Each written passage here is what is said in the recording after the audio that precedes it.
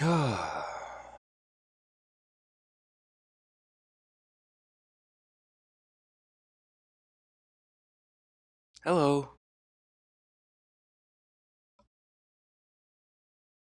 Yes, I did. Sparkle Sprout. I did. That was for when I was making Bothy, my album in 2019. I wrote out everything with a Sharpie, and cuz I started to fret about like a logo and how the name should be stylized, and then I just wrote it really quickly with a Sharpie, and I was like, that's great. that's that's wonderful. And that's how I did all of the credits for Star Pals, or like the interstitials, like title cards and stuff. Just if I write it in my own handwriting with a Sharpie, it generally turns out like the way that I want it energetically.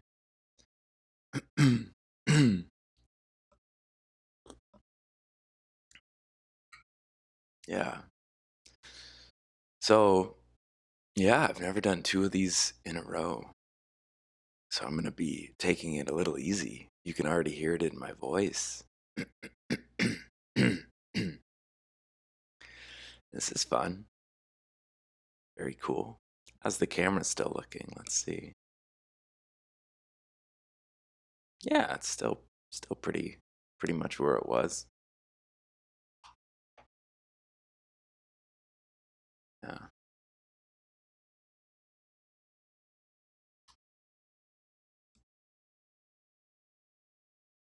Meow. Good morning. Oh, hey, sweet and sauerkraut. So I put fortune telling as one of the tags as an experiment because Spectral Sybil suggested I do so. I've been avoiding that because I don't believe that I tell people's fortunes. But maybe we'll see how that goes. I don't really know what a fortune is. I think I've always assumed fortune meant future. Meow. I can't let you out, Bubba, because I gotta go later. But then after I come back, I can let you out. Meow. Oh, well, let's just start shuffling. There's an ad that'll start in 5 seconds, but I'll just be shuffling really slowly, so it'll probably, take up the duration.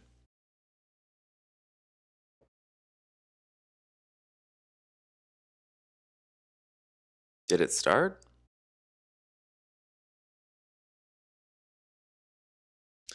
Yeah, implies misfortune will not be foretold. Like it's only the good stuff. It's interesting to think about.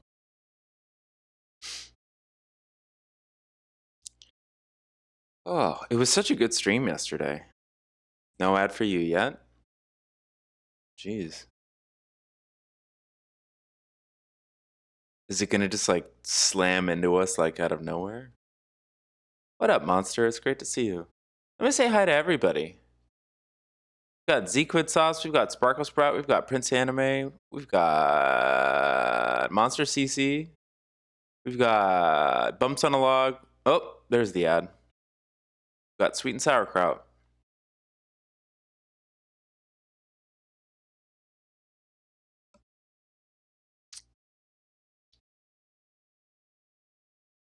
All right. Let's see if we can't get this to be looking all nice and fancy. Shh. Shaka. If we can go like that, just a tiny bit. Yeah, that's better. Look, it's just swinging from a chandelier. It's funny.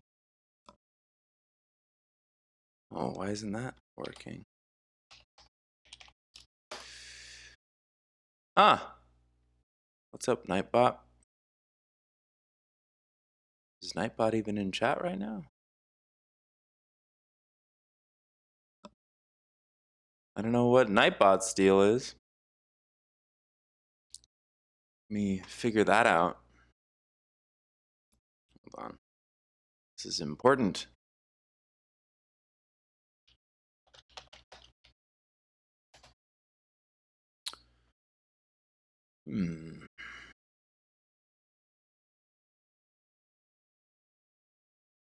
Hello?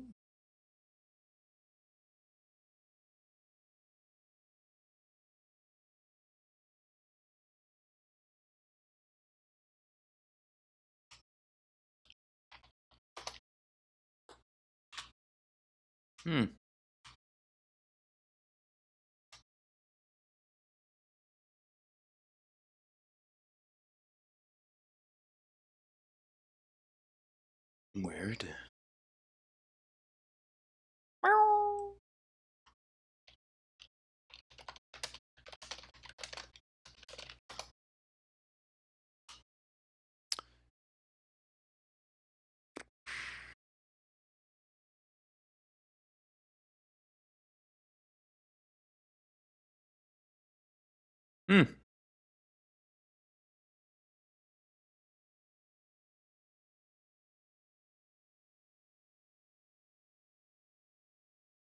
Weird. I'm gonna log out and log back in. Maybe it needs reauthorization or something.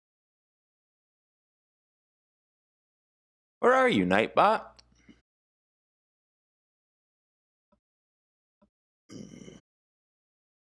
That's okay. Well, I guess we won't be using the commands today. The ad break is over. So yeah, I can copy paste, I guess. Cards. Here is the command for cards. Not sure why Nightbot's not working today. Interesting. I work with the Galactic Heritage cards, which are a really cool deck of like non-linear archetypal cards that deal with different civilizations across the galaxy and beyond. And so it's like, in a crude way, it's like alien tarot, but it isn't really like tarot, and it isn't really like aliens, but it's sort of like tarot and it's sort of like aliens. And it's a lot of fun, and I resonate with it a lot. Another phrase that comes up a lot, I think, that I resonate with is like cosmic shamanism. There's a lot of interdimensionality, a lot of studying consciousness.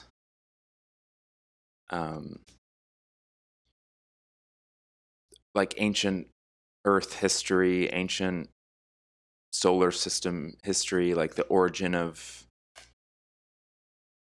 individuality,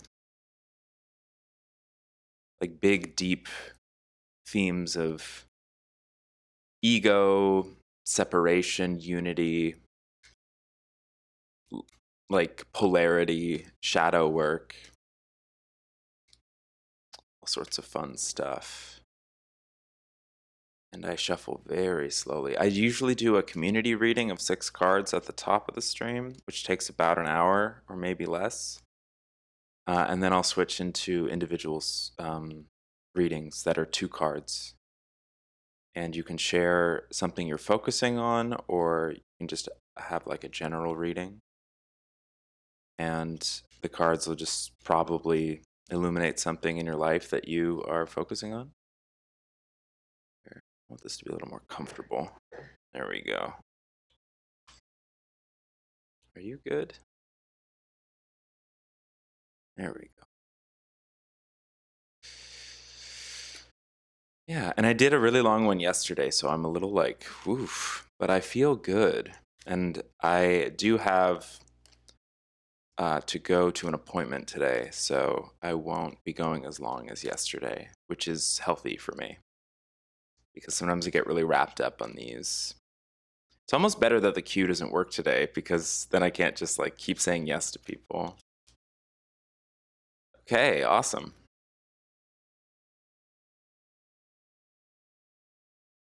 Yesterday's stream was a banger. I uploaded the VOD to YouTube. I'm really excited about it. I hope somebody stumbles across it and, skims around to a part of it that like resonates with them. That's all I want to do with like the VODs. It's like just provide the videos online just so someone somewhere can have access to it. If they want to watch the whole thing, that's cool. If they want to watch just a part of it, that's cool too. I think like on average, people will stick around for like 30 minutes and then like head out, which is fine because they're like several hours long. So 30 minutes is like a pretty long time to pay attention to something. So it's cool that I can hold someone's attention for that long and they can get something out of it. Might have to take some ibuprofen today. Okay. All right, friends. Maybe I'll do like a little more of a shuffling. You ended up jamming out after stream? Like playing some music or?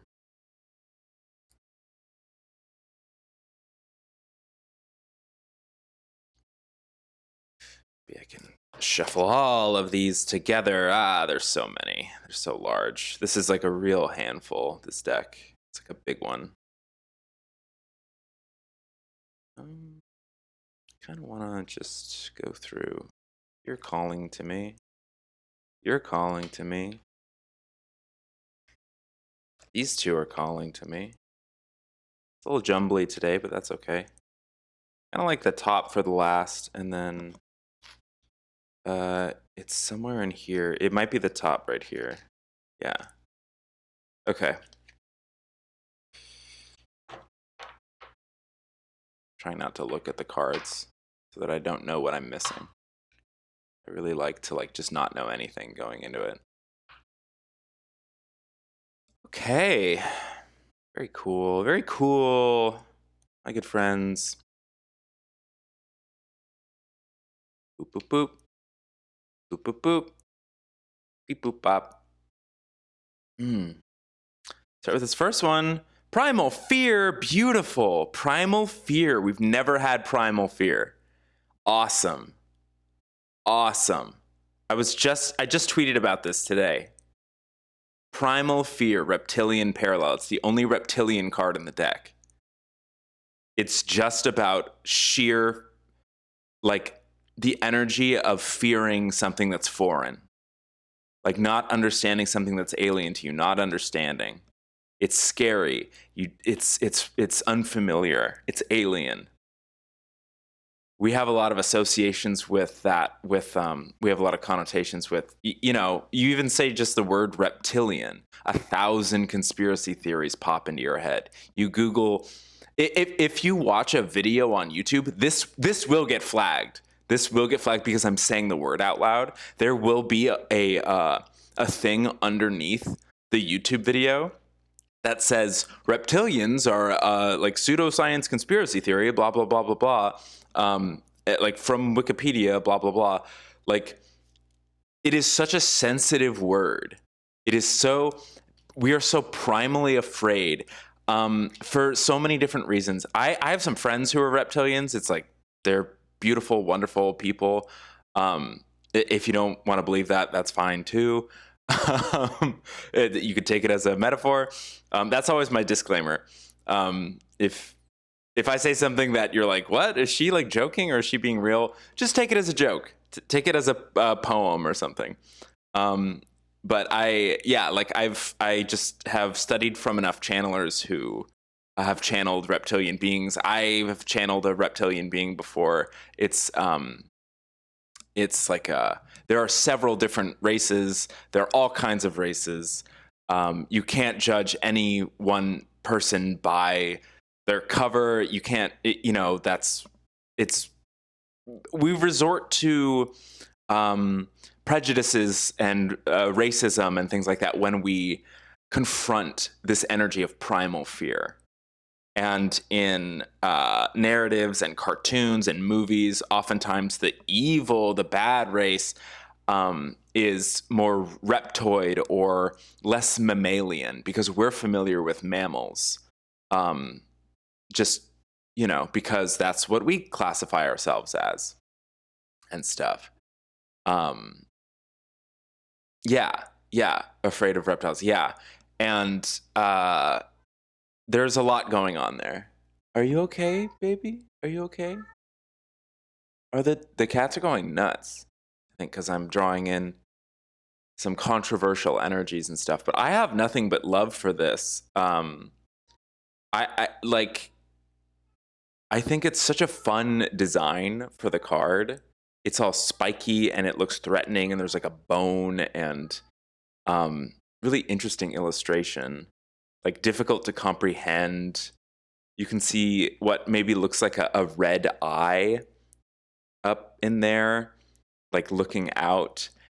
And that, like early on when I started to study like channeled entities and stuff and listen to hours and hours and hours of recordings, a lot of them were benevolent, like reptilian mentors.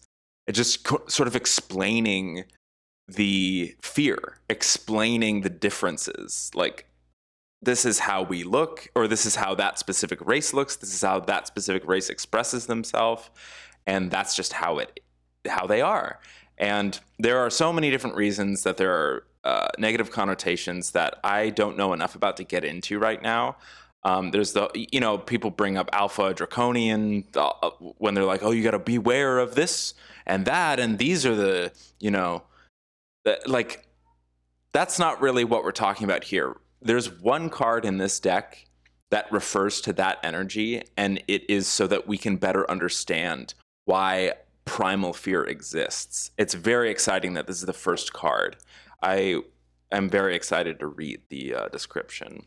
We've never had this on stream before. It's very cool. And I just woke up and made a tweet about how and I say it all the time, I don't understand fear-based narratives when it comes to movies about aliens. Like, I get it. I get the fear of the unknown and the unfamiliar, but as we move forward and progress in consciousness and as a civilization, those narratives, in my view, are going to become more and more absurd. So, like the new movie A Quiet Place Day One is coming out. Those trailers, when I watch them, they just make me feel this sort of, I'm very excited for everyone who worked on the movie. I love those actors. I have nothing but respect for the crew, etc. But creating those sorts of narratives moving forward, there's a sort of disappointment in me that's like, oh, we still think that's going to happen?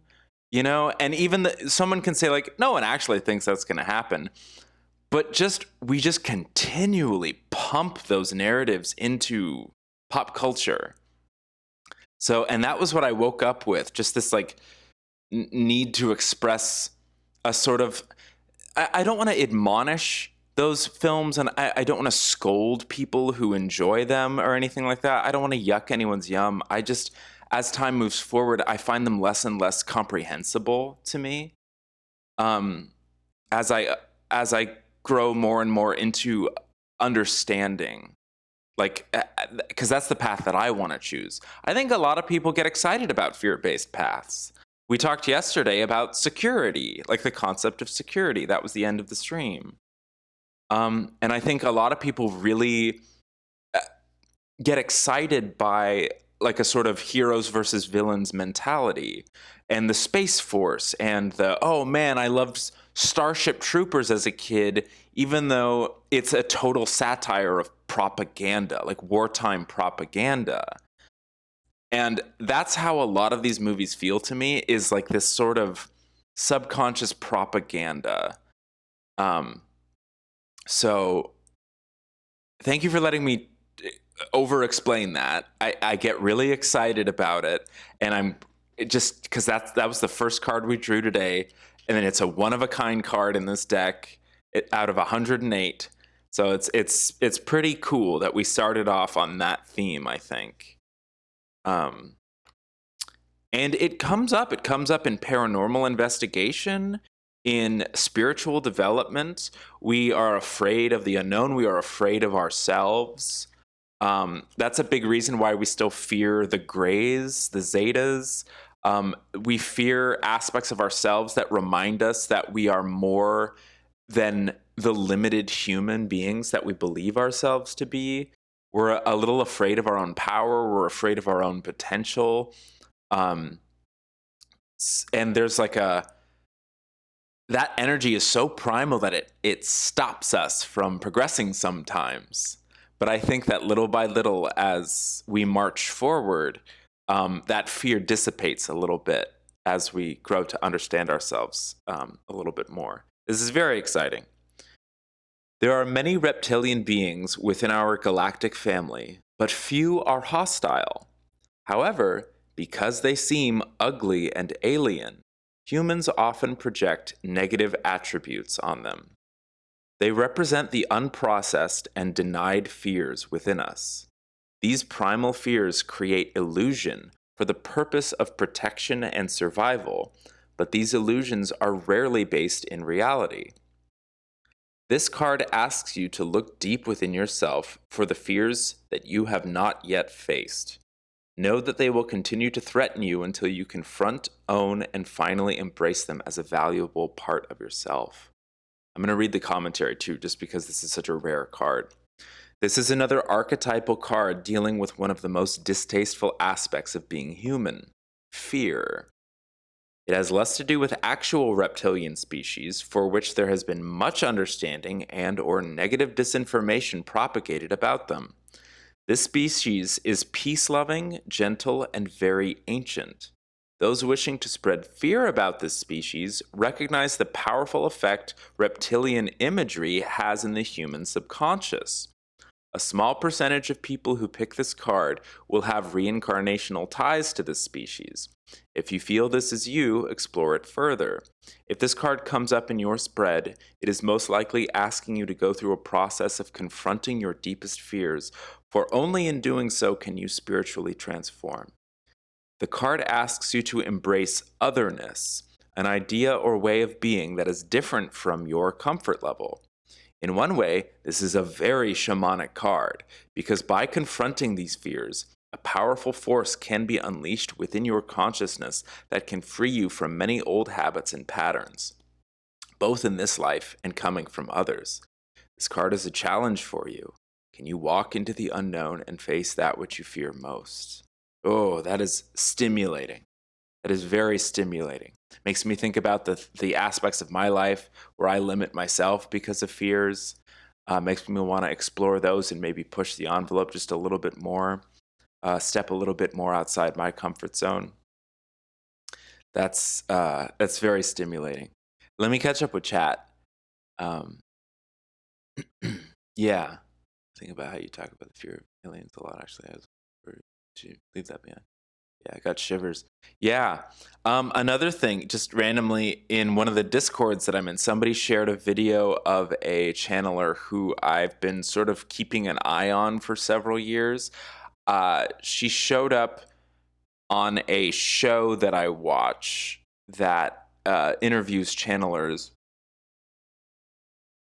several years ago, and I thought she was very intriguing. And I've been following her because I didn't quite always resonate with the information she gave. And she's younger, she's closer to my age.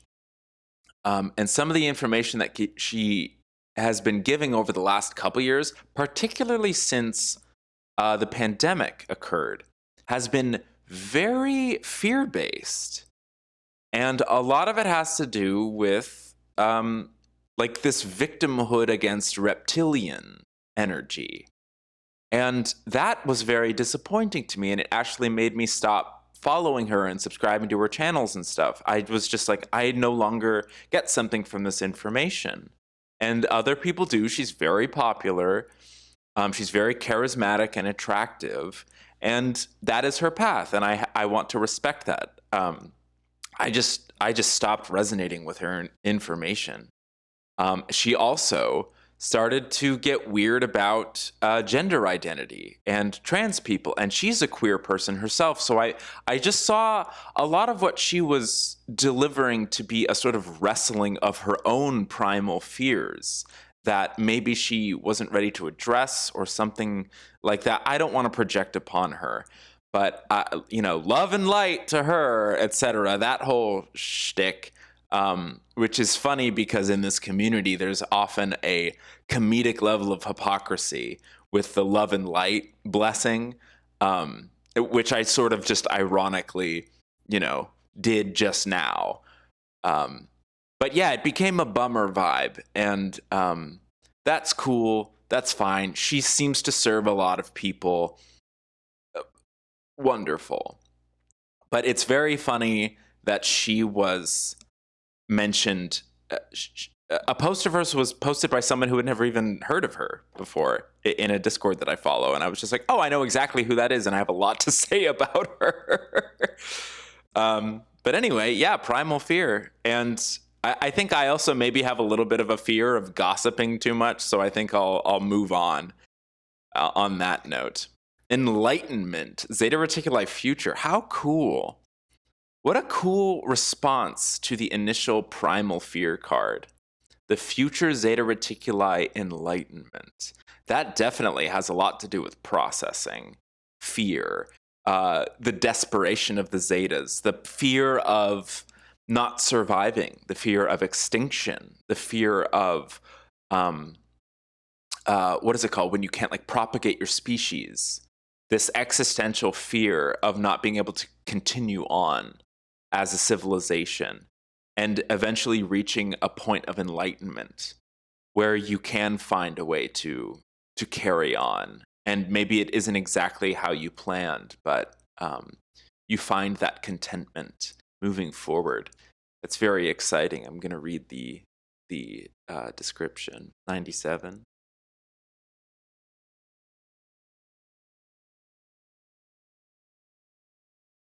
The Zetas had a tangible experience of moving from fear to awakening.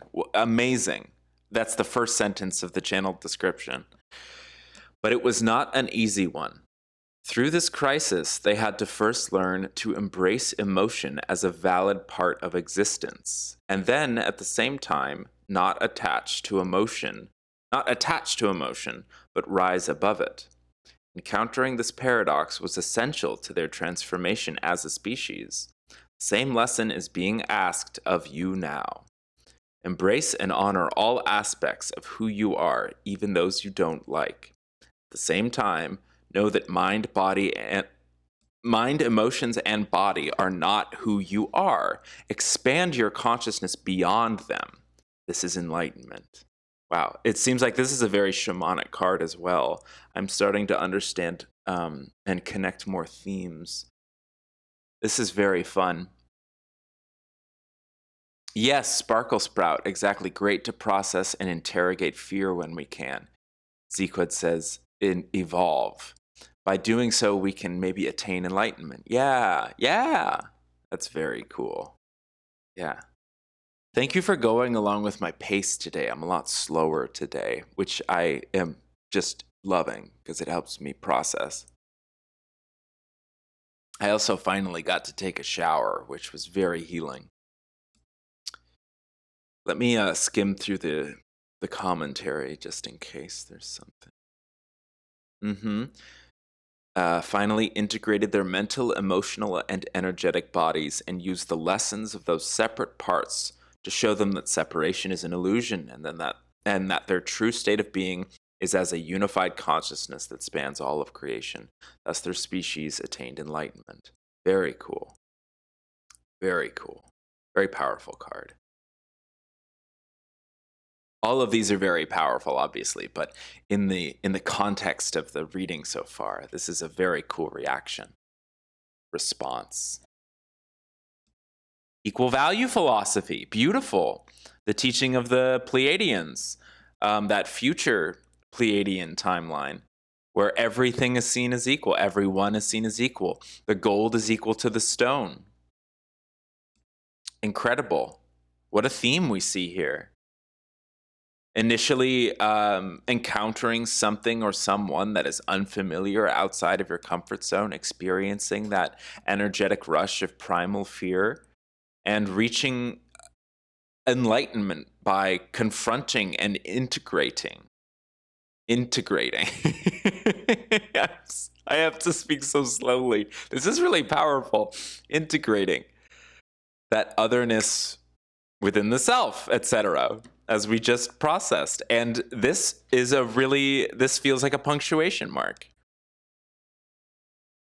Because whatever we see, oh my God, how many times have you been confronted with something that you consider to be completely different or separate from you, only to realize once you get to know it or once you get to know them that you are so similar, and that sometimes the fear arises from just not understanding how similar you are when you see something or someone or are introduced to a concept that is just so foreign at face value.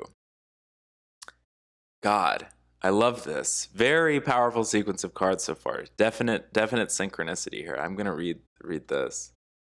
I keep like getting a little bit close to tears.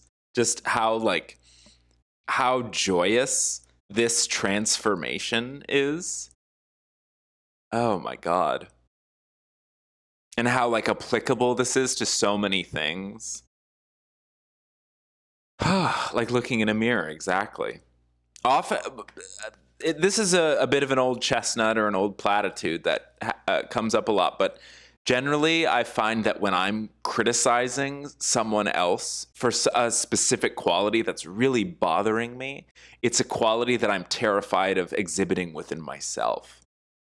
Or it's a quality that I am ashamed of, that I will occasionally exhibit, or I know that like leaks out of me. I'm like, oh, how dare that person behave this way? And I know that I just behaved that very same way like the day before or something. So I have this authority to criticize them and point out their flaw. Like, oh my God. Equal value philosophy. Humans have gotten used to polarity and inequality. However, the Pleiadian philosophy of equal value sees all things as equal, such as gold and a stone. When they exchange with others, they do so from a place of equality, and the exchange becomes one from the heart rather than for profit or gain. This card asks you to examine your emotions about the fear of not having enough, the issue of fairness, the difference between wants and needs, and always wanting more. Equality of all things is a universal principle, but we must first heal our fear of lack before we can fully embrace this principle. So many things just came up for me. Fear is often perpetuated in culture or in a marketplace for profit. Like fear sells. You can convince someone that they lack something and that they can't live without it. You can convince someone that someone foreign is out to get them, and perpetuate that fear that keeps people in a state of feeling like they need to purchase something or participate in a market that will protect them. That, a lot of my followers are very political and have very strong opinions about systems of economics. I think that there's a lot to say here about all of that. I hope that some of them are lurking because I know that I don't touch on that as often as some people would like me to. I just find it to be inherent in the teachings. But sometimes they need to be said explicitly. I like that equal value philosophy touches on value in terms of profit. It uses the word profit to open that door into, are we talking about economics? Are we talking about currency? When you say value, like, because we have so many connotations of the word value in society. Yeah. This is very powerful so far, very exciting. It also reminded me of those movies that I tend to criticize, because a horror movie is very titillating. It will put butts in seats. I love horror movies. I have nothing against horror movies. And I really like, uh, the only issue is when it feels to me like propaganda, and then me as an individual moviegoer, I can't enjoy it as much as something else that doesn't feel like propaganda. And a lot, like propaganda is always, almost always fear based. So, or maybe it always is. I don't even know. Maybe if I examine that more, I could prove that it's always. It's very often based in fear. So, looking at the genre of horror, um, is this piece of media telling us that we need to be afraid of everyone who looks a certain way? You go back to the early days of cinema, in like American cinema. Look at all of these groups of people who look these certain ways. Look at how threatening they are, etc. The other, propaganda, etc. My favorite horror genre is cosmic horror. Very simple horror movies are boring. Yeah, I mean, if it's done elegantly, I think I'm always down because I like to be titillated in that way. Yeah. Have you seen a movie that was very disturbing? That the Color Out of Space, the Richard Stanley Color Out of Space. That is extremely disturbing on several primal levels. Oh my god. I've seen that a couple of times with some friends, and it's just like every time it gets me. Lovecraft really played with these themes a lot, especially considering he was racist in many ways, and a lot of times his literature is almost an expression or an exploration of that extreme primal fear of the other. Um, which it like as we continue to examine it, decades and decades and decades later, I think we're able to understand him and the mindset of people like him more as we explore his writing, because it's beautifully written and it is very based in fear of the incomprehensible other, like paralyzing fear of the other, just epic, cosmic. That which you do not understand it will just stop you in your tracks. Like I devoured his writing in high school. And then of course I had the sort of reactionary, like, well, he was a terrible human being, and then I kind of got back into it once I was like, oh, well, that's why he wrote this way. And maybe I can understand a more complete picture of his personhood and artistry, etc. Yeah. His stories still give me the chills. Like I love like even just explaining the plot of one of his stories to someone like around a campfire can elicit chills. You always think of What's up, Exercise Machine? I didn't see you there. I need to catch up with chat.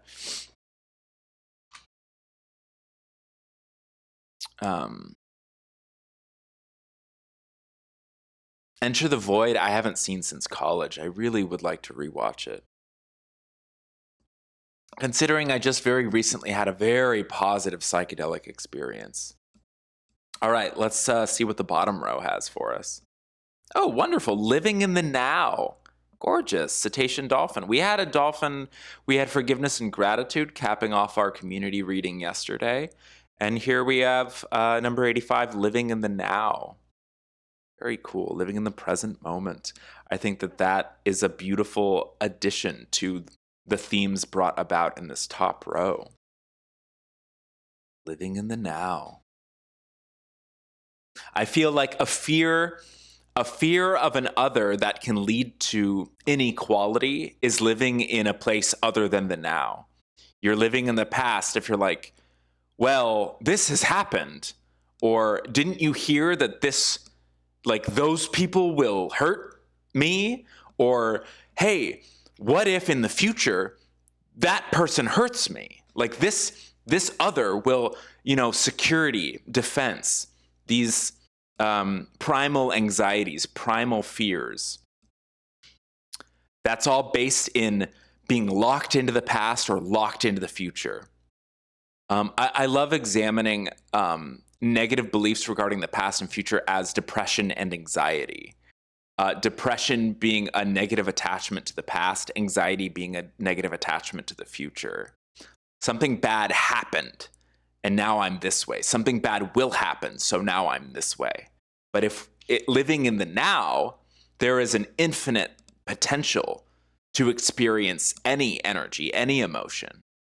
And since, as I love to reinforce, the idea that everything is foundationally built upon unconditional love, the need to fear the past or fear the future is an illusion, as we discussed with Primal Fear, this card. Living in the now can lead to enlightenment and a perspective of equal value. What a gorgeous reading this is. What an exciting time to be alive. This Thursday of our time. Wonderful. Let me catch up a chat. The traditions of the dead weigh on the living like a nightmare. That is poetically put, Exercise Machine. People who unconsciously repeat patterns of the past do so with an unconscious drain on their power. Very astutely put. That is really, that is like, ooh. Do you ever write? You're a fantastic writer. So many of you in chat are fantastic writers. Just like real wordsmiths in here. Let's read Living in the Now. Dolphin consciousness, more evolved than human, has the capacity to be rooted in the present moment and to live fully there. This explains their playful nature and how interactions with them bring humans into balance. As the human species and brain evolve, we will need to develop the skill as well. In doing so, we free ourselves from attachments of the past and worries of the future to create an abundance of energy for the now moment. This creates more joy and profound feelings of connectedness to the universe. Every day, focus on your breath. Keep attention rooted there. Now is all that exists. Gosh. I want to read a little bit of the commentary, but before I do, I was just reminded of some recent memories that I've had of encountering hundreds of dolphins. My parents, in their retirement, bought a little boat that they'll take out on the ocean sometimes. And occasionally we'll see massive groups of dolphins and sometimes whales. One time I got to see whales, which I'm still editing that video for YouTube. But it really is just a joyous, community, playful energy. It feels like highly intelligent dogs. I feel like that's like a close analogy that I can make. It's like if a bunch of cool, smooth dogs were just playing around you and telepathically just super linked to you. Like, they're very cool. They're very wise. I have tons of respect for cetaceans. Yeah, they're like, and they have this playful energy similar to canines to me. That's how I interpret it. This just like love and joy of just like whipping around and like, you know, sometimes they just like jump and they're like laughing all the time.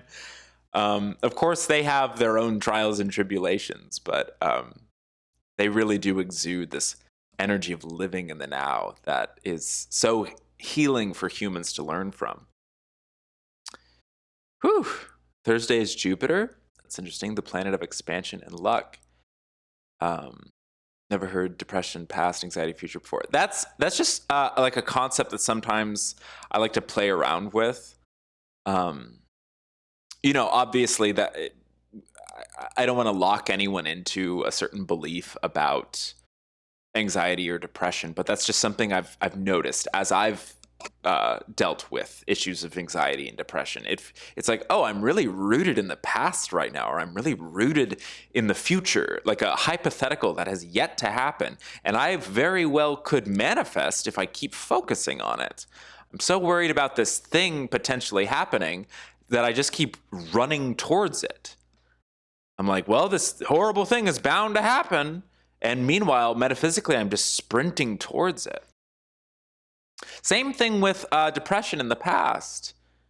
Like I will focus on a tragedy or an event, or a shame or a guilt that that feeling of like being up at night and like, why did I say this thing? And I'm just like slingshotting my consciousness back to that party where I said or did that embarrassing thing, or that moment when I could have stopped someone from hurting themselves, or that moment when I could have avoided a mistake. And it's just like dragging me backwards.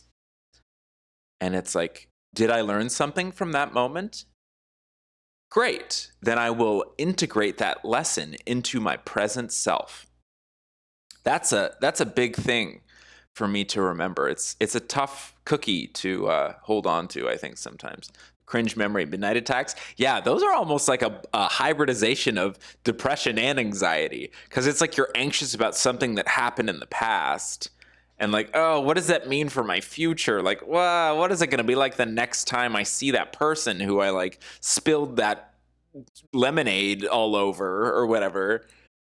Oh, I accidentally like forgot this person's name. Are they going to think that I'm like a forgetful Fiona? What the fuck? I'm such a forgetful Freddy. Oh, geez. This is a goofy example. Yeah, energy flows where attention goes. Absolutely. I thought elephants never forget, though. They're living in the past. That's funny. Yeah, elephants are just like haunted constantly by their past actions.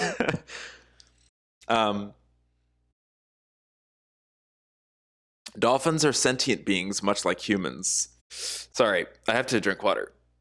I keep burping.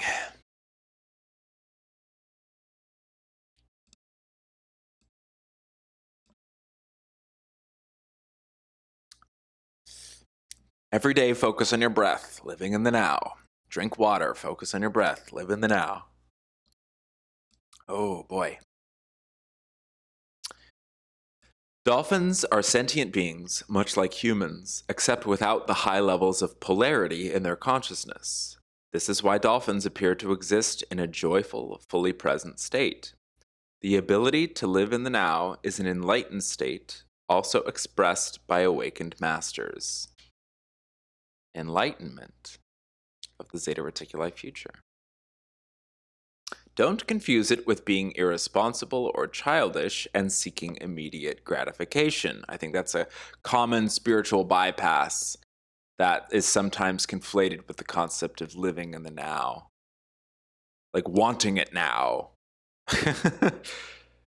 It's not the same thing. This state is actually one of high integrity, authenticity, impeccability, and self-responsibility, and it is the state to which humanity is eventually evolving. It means letting go of the past and no longer attaching to the future. When we bring our full consciousness to the here and the now, our state of consciousness evolves in a powerful way. If this card comes up in your reading, it could mean several things. Strong dolphin connection that wishes to be acknowledged may mean that you're being asked to embrace the quality of living in the now as a way to let go of the pains of the past or worries of the future. Great way to practice this, here we go, is to simply sit quietly and focus on your breath. If your mind wanders, just refocus it on the breath. This is an essential skill to navigate the coming changes in Earth's reality. Begin practicing now. Have patience. The changes are cumulative and require focus and commitment, but you will soon notice things shift in your reality because you have shifted. I just want to touch on that lesson about meditation. The word meditation is very scary to a lot of people because a lot of us identify with having attention deficit disorders. That doesn't apply to meditation, I will argue. That has nothing to do with meditation. In fact, I feel like someone who has an attention deficit disorder could have... There is nothing paranormal about it. There is nothing supernatural about it. It is normal. It is natural. Precisely. Thank you, Bashar. Thank you, Zequid Sauce, for redeeming that. I think it's very possible that someone who has identifies as having issues with their focus could have very strong meditations for that very reason.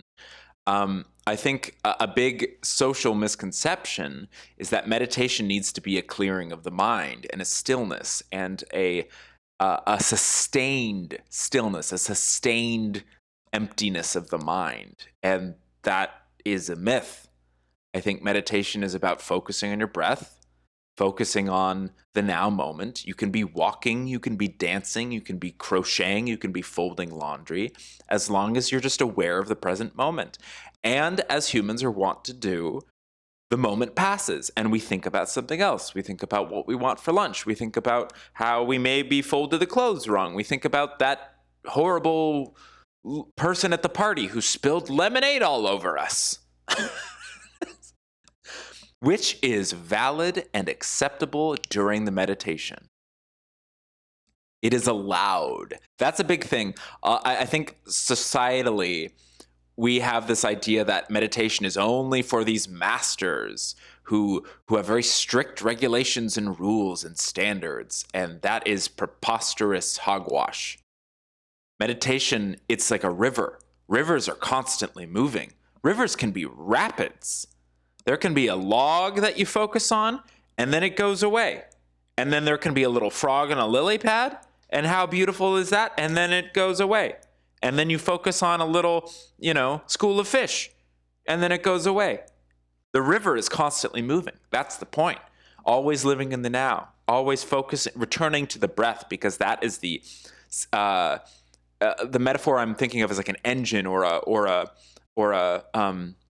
it's like the steam engine of the locomotive of how we experience time is continuous breath, and just taking even a moment to be aware of that and sustaining it for as long as you can or as long as is comfortable, and then inevitably catching the attention of something else or feeling like your attention is caught by something else, and then if you can, return to it. It's just, that's it. I think it can be a big chore. I think it could be seen as very boring. But with just a tiny bit of self-discipline, eventually there can be like great results. And I have little to no discipline when it comes to this. There will be periods of my life when I meditate every day for a little bit, and then there will be years when I do not. I am not a teacher when it comes to meditation, or a prime example. I'm just here to help alleviate some of the stress and be like, yo, I get it. You don't have to be like sitting on top of a mountaintop, sitting atop a mountain, and with this whole romanticized notion of being still for like years. It's a lot more casual than I think we assume it is. Noticing philosophy, where you just pay some attention to the thoughts that come up and let them pass naturally. Absolutely. I think that's a wonderful practice. Hello to you, Steph. Preposterous mouthwash. Sometimes your subconscious needs to tell you some stuff. Exactly, and you need to listen for a second. Sometimes information comes in. Sometimes you start channeling, or inspiration strikes. And I think it's important for you, if it excites you, to listen to that information and focus on it for a second. And you can let it go and keep observing the river of your consciousness, or whatever metaphor is good for you. But I think, maybe sometimes that meditation served the purpose of striking you with that moment of inspiration. Holy moly, I left the stove on. Holy moly, what a great idea for a song or something. Hey, Mademoiselle Crabaleta. It's very good to see you. Holy moly. All right. Beautiful. We've focused for quite a while on living in the now. Now let's move into another now and flip this next card. Generosity. Beautiful. Beautiful. The Lyra Future theme. This has been quite a reading so far. It's very cool. Generosity. I like that generosity reminds me of just like abundance. like, can you be generous with yourself while you're being generous with others? Motivations behind generosity.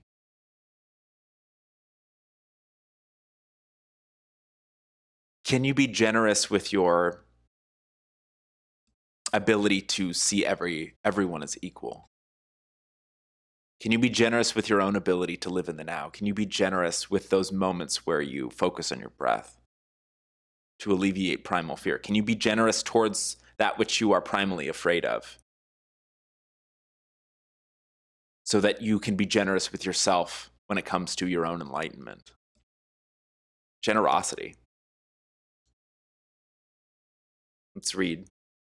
An ancient challenge of the Lyrans was to have a generous spirit. They had a fear that if they gave to others, they would not have enough for themselves. Whew. That immediately just hits with what we've been talking about, fear of the other, and the prejudicial connotations of fear of the other. What if they replace me? What if they want what I have? These sorts of absurd hypotheticals about a future that is not in the present moment, or something conjured from the past that is not relative to the present moment. Eventually, they healed this pattern, the Lyrans. Humans are now facing this same challenge as they explore the issue of generosity. Most people have no problem being generous when they feel safe and secure, but can you be generous when you feel insecure? That's quite a primal fear. The perpetuated fear of lack that we've been talking about, which closely coincides with this. We were talking about economics and abundance in terms of the need to perpetuate fear of lack for profit. Oh my God, generosity is inherent. You want to talk about different systems of societies, government, economics. Generosity is inherent in living in the now. Generosity is inherent in enlightenment through seeing all that which we are primarily afraid of as equal. The generosity is there, it's built in. That's unconditional love, baby. Engineering actual material lack. Yes. Controlling the means of production, preventing us from building everything for everyone. Yes. Those are all means by which people may be controlled. That which rules on fear wants to perpetuate fear. And that could be fear of each other, fear of scarcity, etc. It is an illusion. Ultimately, it is always an illusion. We forget that we are more enlightened than that. We forget that we are ultimately enlightened. We are so enlightened, in fact, that we, from our own free will, choose to believe that we're limited. That's one of the most beautiful, tragic paradoxes of humanity. Something that comes up a lot is through channeled material is like there's this saying like we only use 8% of our brains. The counter to that is no. We use 100% of our brains to convince ourselves of the illusion that we only use 8%. To convince ourselves that it is some sort of like grand empirical fact that we are so limited. When in actuality, we are boundless. We are extremely powerful masters. But there's this choice. And I'm in it too. I'm living it too. So part of my journey is scrambling to figure out why. I'm kind of going off the rails here because I'm gonna move on. I'm gonna get back to the generosity card, but like that's one of those things like, what did I want to learn by experiencing limitation? That's a question that I meditate on a lot. What did I want to learn by choosing to experience limitation? I have some amazing energy. Thank you so much. I really get excited when I talk about consciousness and these cards. I love These are the Galactic Heritage cards. I'm not sure if my Nightbot is back. My Nightbot wasn't working earlier, so is it working? Nope. Limitation is interesting. Limitation is absolutely interesting. I would not have a story if I was experiencing. Thank you so much, Shake and Bakey. 27 months. Thank you so much, Shake and Bakey. Pander 23 Grin Pander 23 Peace. Thank you so much, Shake. Yes, limitation is inherently creative. There are boundaries. What can I do within these boundaries? So much, and it helps guide. It can help motivate. That's a wonderful point. Thank you for saying that, Zequid. Because I feel like I was going off in a direction that was leaning too far in a certain way, and I would love to. I welcome the counter to that direction. Endless possibilities in limitation. Yes, exactly. Let me keep reading the generosity. Yes. Most people have no problem being generous when they feel safe and secure, but can you be generous when you feel insecure? Yes. And then looping it back around to our fears of inequality, fears of lack. Oh my God. Examine your patterns of generosity honestly. Are you afraid to give, or do you have resistance about receiving? Balance lies in being able to give and receive equally. That is a true path of transformation. Whew.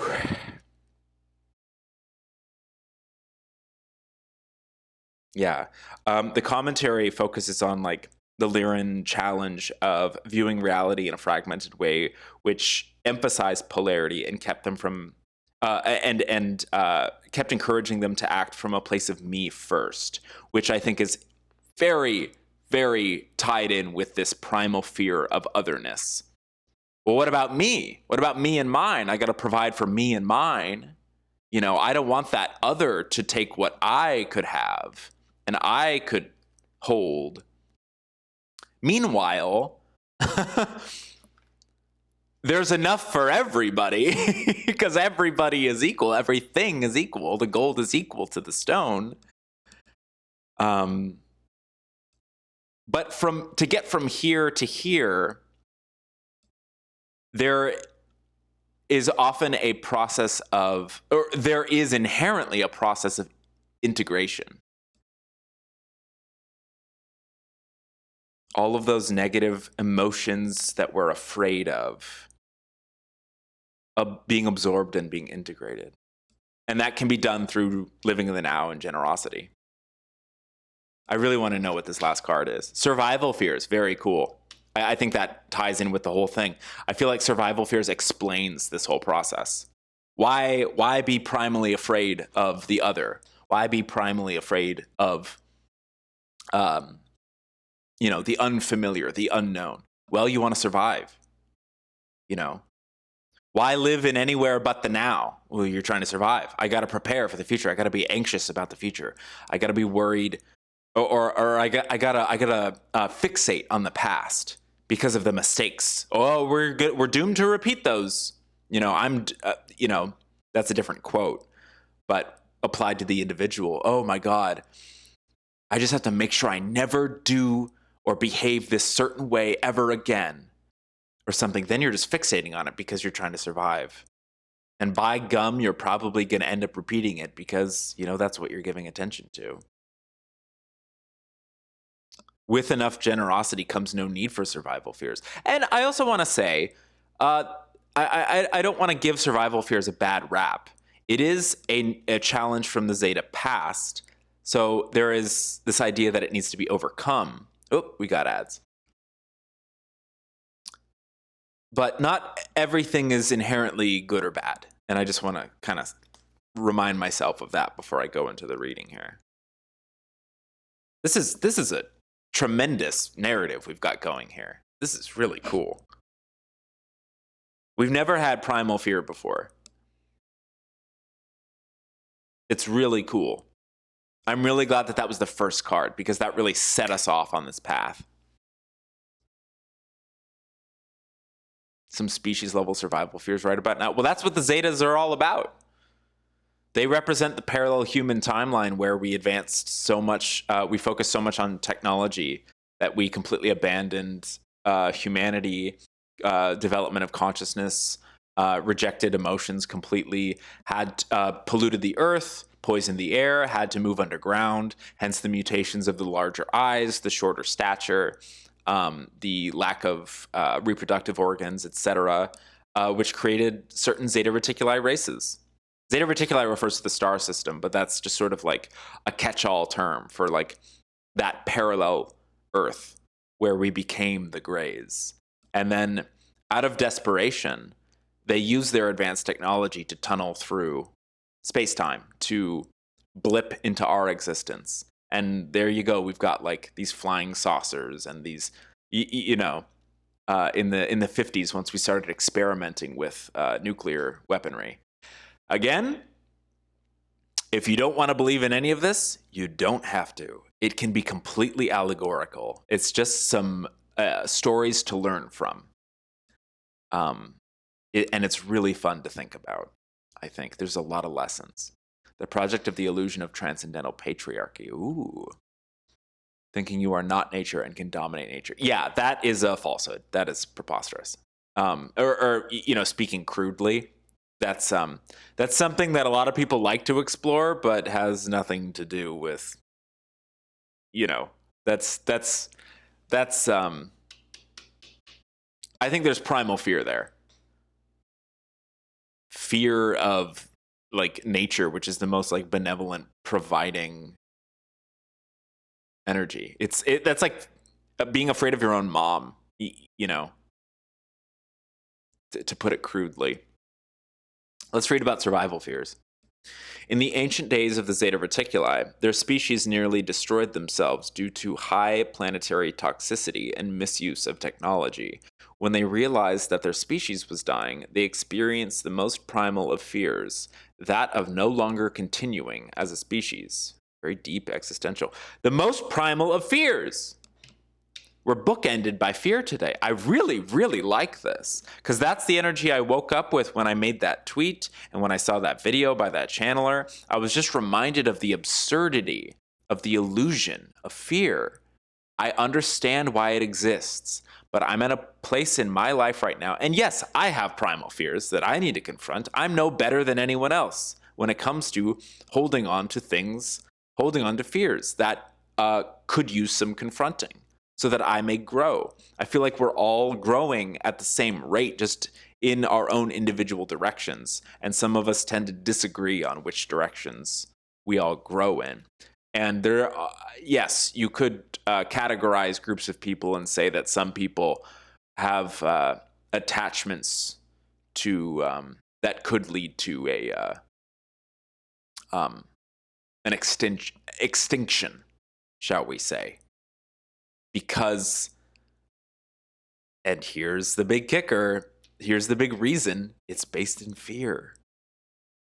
Like, I understand the necessity of fear, but I also would like to promote, just to counteract, just to provide an alternative, I would like to promote the absurdity of fear. I would like to talk about and focus on the absurdity, the illusion of primal fear. Wait, we're still talking about survival fears, though.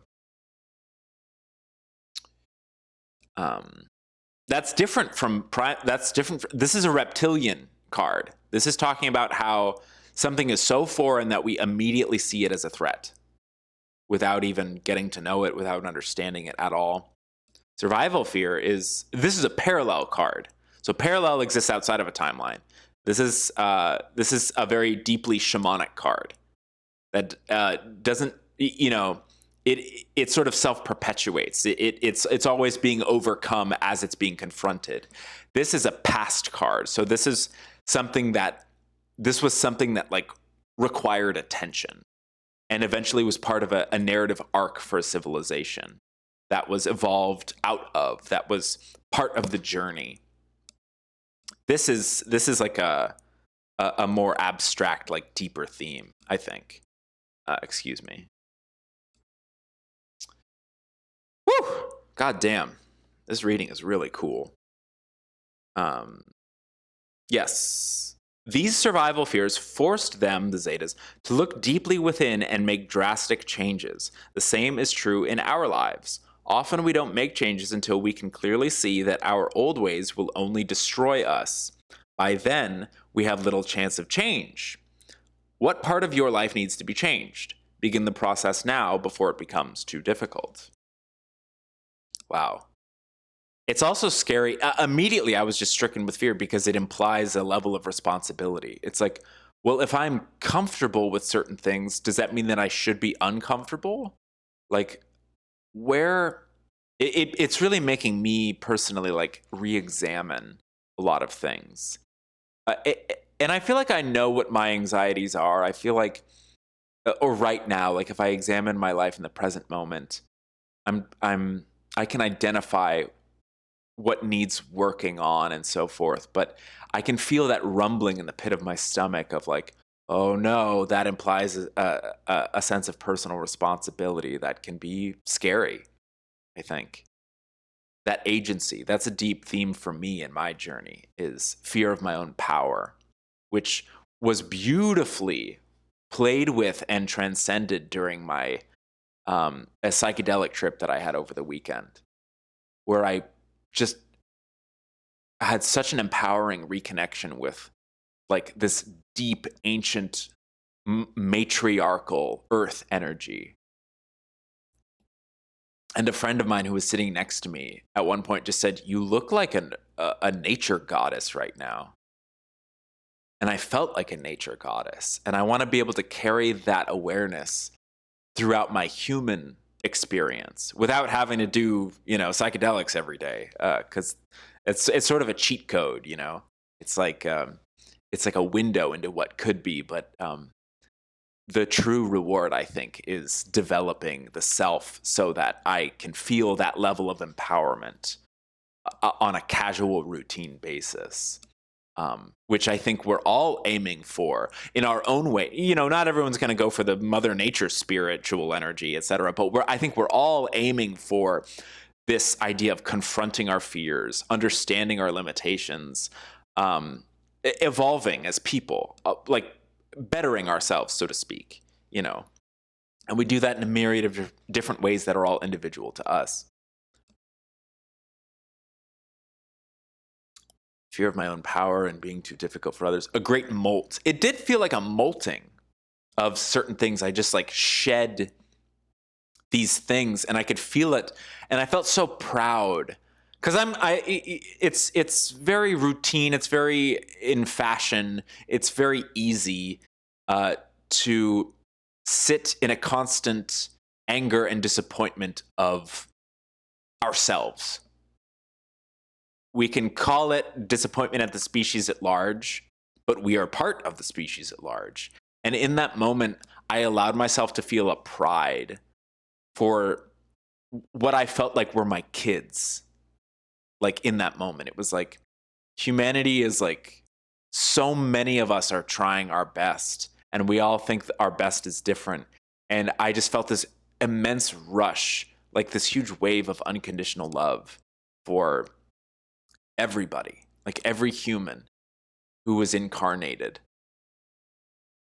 Like, I just don't, it was really special. And then returning to the world where, tonight there's a presidential debate. I don't, a big part of my journey has been re-examining how much energy I allow myself to give to hypotheticals as I consume, am made to consume things that promote inequality, things that promote primal fear, survival fears. Vote for so-and-so or else. Do this or else. Feed into the system or else. As time moves forward, that feels more and more like an illusion. And it, for a lot of us, it always has felt like an illusion, but I feel like our relationship with the illusion changes as we experience more life. fear of my own power, being too different for others to want to befriend or listen to. Relsta too? What is Relsta? I just want to vibe with friends. Yeah. I need to go back to that drum circle. That was very powerful. We participated in a sincere drum circle. Like we were doing things that in any other state of mind we would be making fun of, you know? That shield of irony. That little, oh, that's just a little too corny. That's just a little too spiritual, you know? And we allowed ourselves to just immerse in what felt like such an empowering, fun experiment. That was so rewarding. Like, that's such a good memory that I'm so happy that I have and that I get to share. Like, ugh. I love being corny. I mean, you all know, like, look at what I'm doing right here. But, you know, that was just so powerful. Like, and I love being ironic too. I love, you know, talking shit. Balance. I really appreciate balance. Okay. Let me see.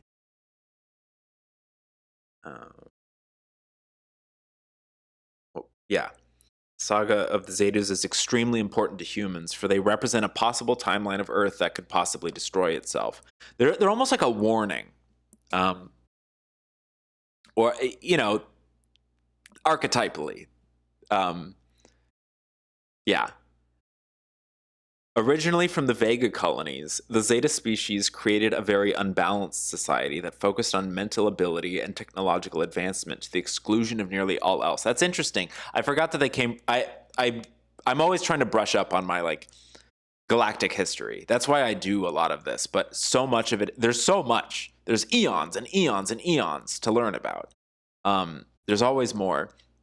So the Zetas originally came from Vega. Vega is characteristically very spiritual, very emotional, very feminine principle.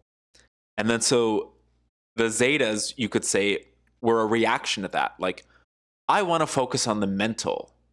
I want to focus on, I want to maybe deprioritize the emotional body and refocus on mental and prioritize intellect and technology, which is, of course, the pendulum's going to swing. Like, who wouldn't, if they were stuck in a vegan mystical society, you know, run by a bunch of frickin' hippies and religious people? Like, you want to go do your own thing. That's the Zeta energy. And then, of course, that taken to its extreme creates a poisoned, polluted planet, and very based in survival fears. There can also be survival fears in a spiritual civilization. They're just different. They just play out differently. All of these are very universal. You know, there's no like one correct way to live other than whatever your personal balance feels like. What's up, Video Hell System? It's very good to see you. Whew, what a great community reading this is. So I've got until about noon, so I've got an hour and a half. I would love to open it up to individual readings if you guys want to do that. I told Zquid that I would do them first because we didn't get around to them yesterday. And Nightbot, for some reason, is not joining us today. So you can just let me know in the chat. I will try to put you in the queue. I'm going to bring it up right now. Queue. June 26th? No, it's June 27th. Come on now. Come on now. How do we fix that? There we go. You just got to edit it. That's all. So I'm going to run 3 minutes of ads because I really have to pee. And when I get back, we're going to get into some individual readings. This is a very cool community reading. We've never had Primal Fear before. That was the first card right off the bat. It's the only card in the deck that says Reptilian on it. And again, this YouTube video is going to have a little disclaimer underneath it because that's how primally afraid we are. That's how closely connected that word, that concept is to conspiracy and fear and misinformation. Very exciting reading today. It's I loved having this discussion with you all. That was very cool. Okay. Go piss, girl, as my chat loves to tell me. We are. Oh, wait, it's not letting me run an ad. Are we already in an ad?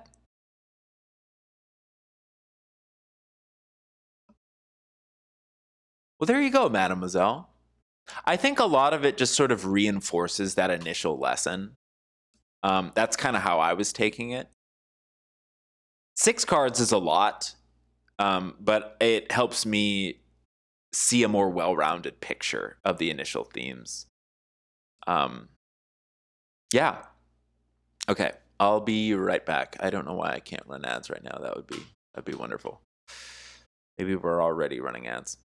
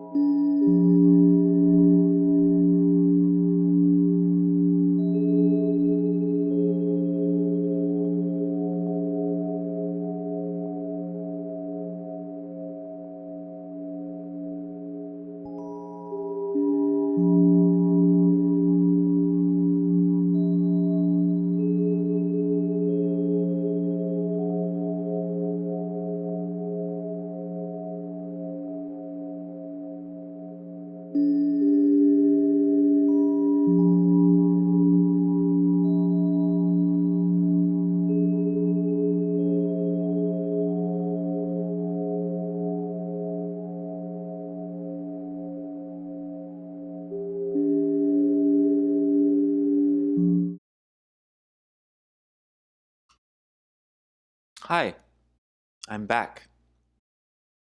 I wanted to play a little video that I recorded yesterday. Because I'm cat sitting for someone who crafts like instruments in his retirement. And yesterday I just like was kind of plinking around and I wanted to record a video.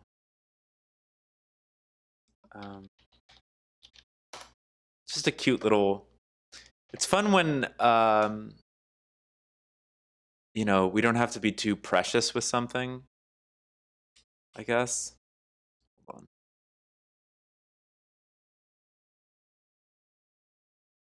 Where are we?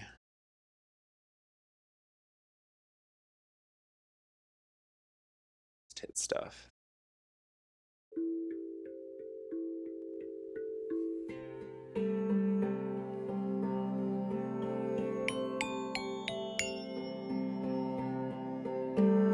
Hi, Balloon.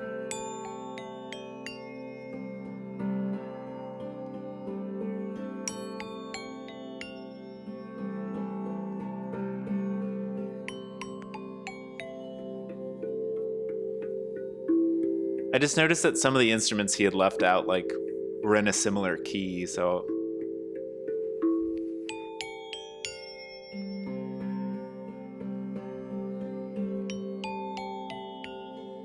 I just started banging around. Just hit stuff.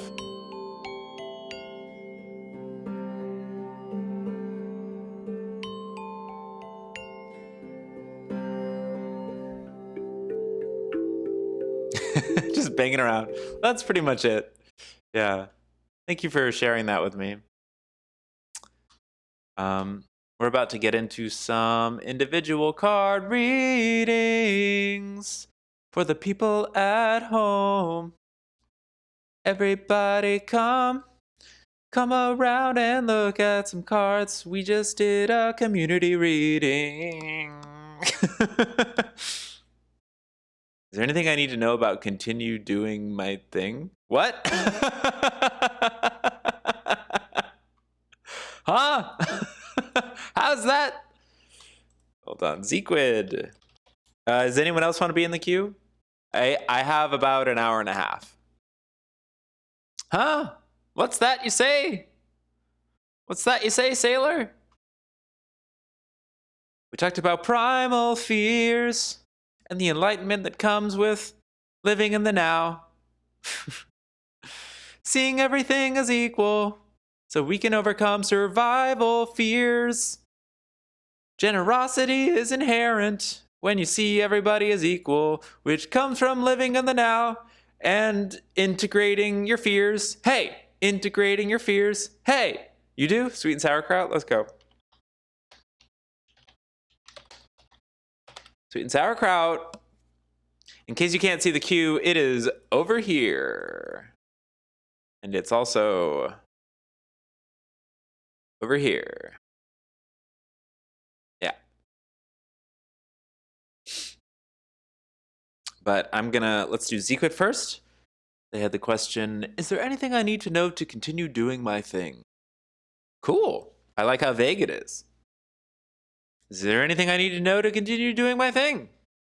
Right off the bat, I almost want to just like give you unsolicited advice and be like, you know, have fun with it. just say, you know, you just have some fun with it. Because I can't imagine any like scenario where that wouldn't be a good piece of advice. Just have some fun with it. I am having fun. Well, that's wonderful. As we say goodbye to these cards, rejoin them with the deck. Let's go. These are fun, right? For those of you who are unfamiliar with this deck of cards, like maybe they're a little confusing and so forth. And I'm still getting the hang of giving like public readings. But I just love this deck. I really resonate with the Galactic Heritage cards, and I like my whole thing is, I don't know. I'm just trying to be a Galactic ambassador, trying to just like I love progress. I'm a big proponent of finding peace. Oh, look, a butterfly just landed outside. Would you look at that? I love that. Yeah. I love that blue flame. You wrote down the quote? That's a cute. Mademoiselle, I love that emote. Is that a ghost? That's so cute. Derp. That's a super cute emote. Oh, balloon. That's so sweet. I love learning from all of you, and I love learning from what this can tell me, and I love the words that come out of my mouth when I'm really like in the flow. I'm like, oh shit, God, I'm glad I'm recording this. That was nice. Okay, so here comes Zequid. Is there anything Zequid needs to know to keep doing the thing that they're doing? I love that ambiguity. It's fun when it's ambiguous, because then you get to like kind of let it loose, let it fly. Is this cable so? Whoop, whoop. That cable's attached to the top camera, which, as we know, is attached haphazardly to a chandelier. I am cat sitting. I am not in my own home right now. I was talking to a friend about that over the trip over the weekend. I was like, I just live in other people's houses all the time. I don't really feel like I have my own space. And he's like, well, isn't that, like, that seems kind of cool. That seems kind of appropriate for your whole vibe. Like, you're this traveling mystic. I'm like, well, that's a romantic way to put it. Okay, I'll take that. There are several other, phrases I could identify with. But again, like, why would I put myself down when I guess technically that is what I'm doing. I'm going to various people's houses, taking care of their plants and animals. And oh, which reminds me, I need to water the plants today. And doing stuff like this, I just lug my desktop around. I have 2 monitors here. A keyboard. If I had a really powerful laptop, that'd be a different situation. But I tend to have just as much money as I need to pay off whatever new car problem I have. Like, my car has been having a lot of like issues lately since I moved back in with my family, because I have to drive over a very large mountain to get to other places where I work. So eventually that took a toll on my 12-year-old car. But we've fixed up all the problems. I just took it back in because the smog guy was like, hey, your oil's leaking. And I'm like, geez, I just had that fixed. But I took it back in and they were like, whoa, we know exactly what the problem is. We will not charge you for labor. Just a replacement of the part. Because I had it in there for like 2 weeks a month ago. So they're very intimate with my car at my mechanic right now. And I trust him. He's a good guy. It's a good team over there. Someone gave you a sub out of nowhere, so you won't waste it. Yeah, the ghost, little ghost. That's cute. I love getting gifted subs. All right, Zequid Sauce, do you have 2 numbers? 1, 2, 3, 4, 5, 6, 7 that you would like to focus on that we could there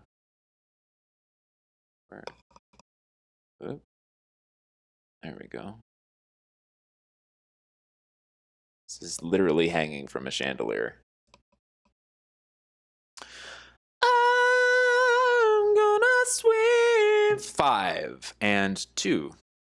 Chandelier.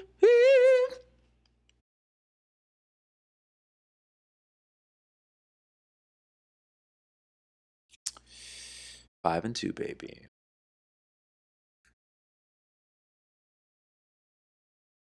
Let's go. I do this because it helps me narrow down, and I pick 2 because we're dealing with 2 cards, so that's a number of significance. I guess that's just how I like to do it. It helps me shuffle. Like I'll pick these 2. Oh, 5 and 2. 2 being the sacral chakra, creativity, sexuality, down there, very powerful. And then 5 being, what would that be? The throat. That's the throat chakra. Truth, communication.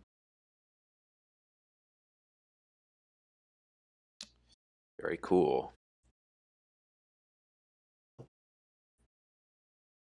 Some of the not always the sometimes overlooked, shall we say. I think a lot of people really love, you know, the hits like the third eye and stuff, you know. Maybe that's just my own thing. Maybe I'm projecting. I think I'm projecting there. I think some people really are into the sacral chakra, really into the throat chakra. You can combine the throat and the sacral in some interesting ways. You know, I guess those haven't really been priorities for me since the Obama administration. Heyo. All right. What's coming out? What's coming out? What's coming out? What's coming out? What's coming out? What's coming out? What's coming out? What's coming out? You. I want you. What else is coming out? What else is coming out? What else is coming out? You. I like you. I like you a lot. All right. Scramble back in there, folks. Scramble on back in there. Channel points are now 22. 222. What are you saying? What?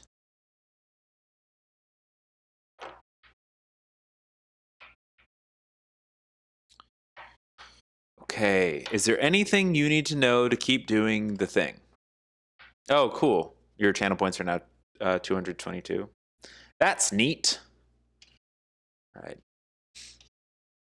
Survival fears again with this? Survival fears. Is there anything you need to know to keep doing the thing? Might be a little worried about continuing to do a thing. That, you know, right there. That's touching on that energy. Asking that question expresses an anxiety about the continuation of something. So that makes sense. Maybe you don't need to worry so much. Maybe you're doing fine. Maybe there's no need to wonder or ask the question. Let's see what this is. Rejecting emotion. Wow, 2 Zeta past cards. Interesting. Here, let me zoom in on this. Very interesting, huh? Well, you are having fun, yeah. Yeah, it seems like you're on a good path. Rejecting emotion. This could mean there's no need to allow fear. There's no need to allow doubt. 30 and 31. Yeah, that's pretty nuts. So this is a very specific energy that you are being communicated about. That's pretty intense. What's up, Blue Sings? Thank you for the follow. Let's read about rejecting emotion, because we just read about survival fears. That was the most recent card we read aloud. I will read it aloud again if you'd like to think about the words in the context of your project that you're working on. But I'll start with the rejecting emotion. Oh, those Pikmin? That's so cute, Blue Sings. I love that. 31. Very interesting. Humans have a tendency to avoid pain at all costs. However, our emotions are an important function of being human. If we make choices to avoid emotional pain, we end up rejecting all emotions, including the positive ones. This happened to the Zetas. Life then becomes dull, and we feel disconnected from those around us and the universe. Let yourself embrace all emotion, positive and negative, as being a valid part of being human. Let emotions teach you the lessons you need to learn and enrich your life. The Zetas learned this lesson too. They then had to relearn emotions from humans. Here's some of the commentary. We had this card yesterday, I think, in the community reading, I think. We pulled it at some point yesterday. Yeah, the early Zetas felt that focusing only on mental development was the way to evolve. They submerged their emotions and intuition so profoundly that they lost touch with a vital part of themselves. The society became extremely unbalanced because of this, and the Zetas lost touch with their connection to the universe and themselves. Now there's that worry in the present day on Earth that we will take a similar path. The first sentence of the commentary says, if you have pulled this card and are not familiar with the Zetas, look at the information for card 30 also, which is the other card that you had. Oh my gosh. Oh my gosh. Is this applying to your question in any way that is satisfying? This is very powerful. The fact that both of these cards, after a very vigorous shuffle, both of these cards.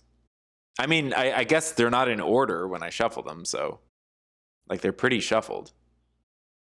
But yeah, something going on. I don't know. You don't have to share. Anything you needed to know. Okay. I hope that this is providing some sense of this is illuminating something. These are both Zeta past cards. Themes of their past. They were really worried about survival, so they rejected emotion. And that, that kind of led them down led them astray, so to speak. So integrating all your emotions, not needing, survival can come from an inclusion of all emotions. Maybe you don't need to worry. Yeah. It just seems very pointed and direct. And I don't want to ask too many personal questions. Fear of failure. Yeah, that could be a big part of this too. Like without going specifically into what your specific situation is, I feel like this is kind of hitting some nail on some head. We could reread 30. Yeah. Your survival fears. In the ancient days of the Zeta Reticuli, their species nearly destroyed themselves due to a high planetary toxicity and misuse of technology.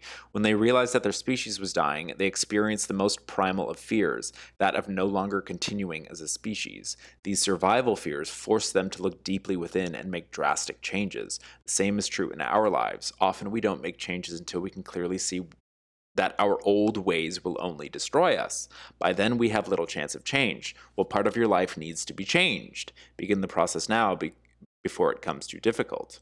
So that seems to encourage a change. You weren't even thinking about anything specific. Interesting. I wonder. I don't know. This is for you, so there's clearly some deep tie here to this this era, this particular point in the Zeta history. Do you have a habit of rejecting your emotions and pushing them deep inside? This habit will always result in those submerged emotions spilling out, whether through health issues, further emotional challenges. Take a good look at your emotional patterns, see if this is a habit in your life. If so, seek to change it and befriend your emotions. The Zetas eventually had to seek help from humans to learn about emotion and begin to reintroduce it in their lives.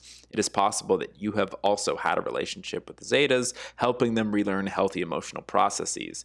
That might be one reason why this card is in your reading. You could be part of the hybridization program. It's very possible. But that's a narrative I don't need to get into right now. I think a lot of us are, but I think it makes people uncomfortable, so I don't talk about it on stream a lot. So yeah, I hope this serves you, and I think I'm going to move on to sweet and sauerkraut. You are sensitive to light, you have big eyes, and you're very hype about limitation. That's funny. Yeah, well, that's cool. Yeah, just something to keep in mind, I guess. That's neat. That's very pointed. It's nuts that you got 30 and 31. Like a very specific theme here. About as specific as it gets. Like 2 back-to-back cards. That's pretty cool. Was there anyone else who wanted to join the queue after sweet and sauerkraut? Could you please make yourselves known? And I will try to get you. You can, yes, mademoiselle, yes. Let's get mademoiselle in there.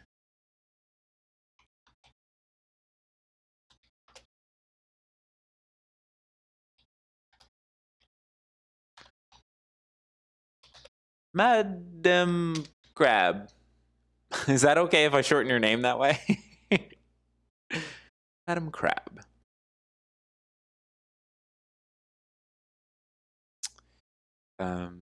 Yeah. What's this? Boop. Yay! Very cool. All right, we've got sweet and sauerkraut. Is there anything specific you want to focus on, or keep it general? Either way is good. Because I feel like even if you go general, the cards could go very specific. That was alarming how specific that was. But thankfully, I believe wholly in synchronicity, and I believe in all of this stuff. So it just feels like par for the course, kind of. That's one of the most fun things. It's like, you know, if you just believe in stuff, then it's a lot easier to process like when the outlandish things occur.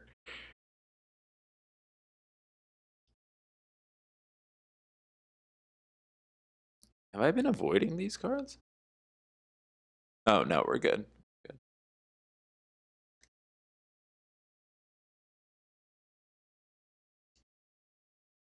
But you don't have to believe in anything you don't want to believe in. We're all allowed our individual journeys, and that is such a gift, because that difference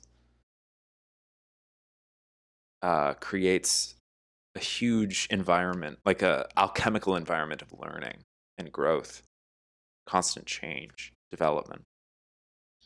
It's really exciting.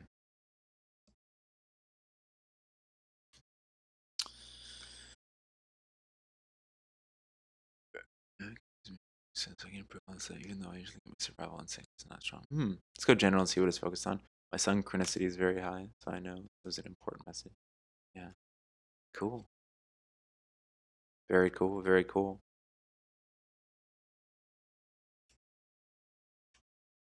Mademoiselle, how did you find me? Do you mind if I ask you? Or we can talk about that once it's your reading, but I'm just really curious because I just started putting fortune telling in the tags, and I don't know if that's like actually opening me up to like more of an audience or what I should do about that, because I for a while I disagreed with that phrase, but I think that I'm opening up more.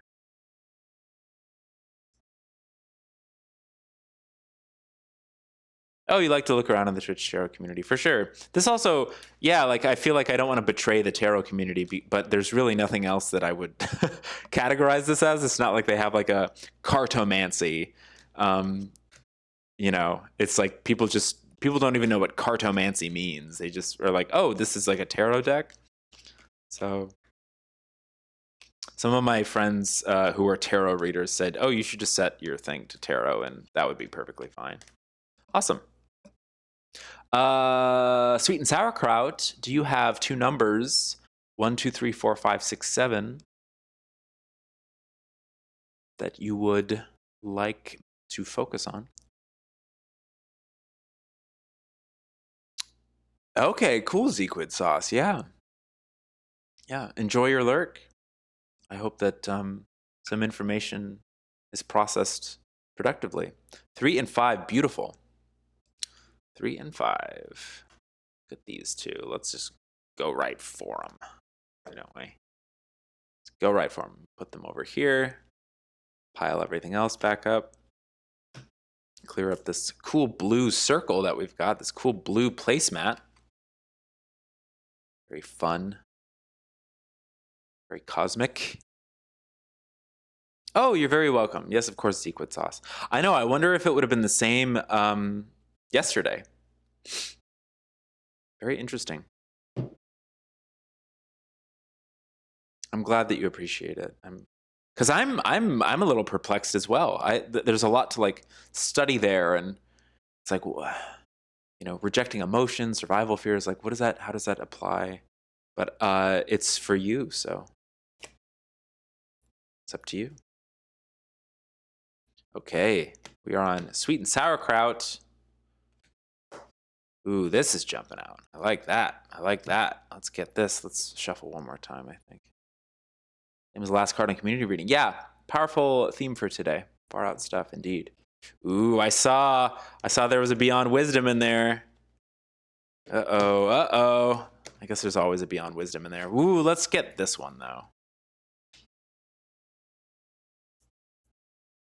Can't stand it when I see one of the cards, you know? Okay, I don't think I chose Beyond Wisdom. But if we did, we can focus on that. We can actually, because we saw it, we can still just apply it. It's such a universal card that I think it's, we can also talk about that card if you'd like, because I've brought it to the attention of all of us now. So I can, it's such an inherent powerful card that I think we can talk about it. Yeah, if it's not in this initial reading. Oh, another Zeta, renewed hope. We're really focused on Zeta energy today. Interesting. Renewed hope. Renewed hope. So turning a corner there. There's got to be a morning after. There's a better tomorrow. Renewed hope. Survival fears are shifting. Renewed hope. The integration of the forsaken emotions is providing a path forward. Renewed hope. Let's read about that. Let me fix my hair.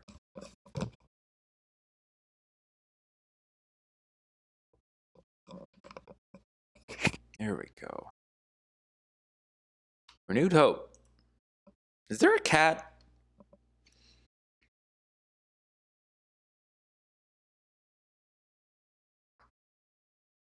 When a crisis passes and we are no longer deep in fear, there is a sense of relief. It feels like a new dawn has arrived, and the future is filled with hope. This is where the Zetas are emotionally in this era. Their species crisis has passed, and they are feeling a new dawn rising. The message for you is to see each moment as a chance for a new dawn. Ooh, that's a good message. The message for you is to see each moment as a chance for a new dawn. Nothing in the physical universe is constant except change.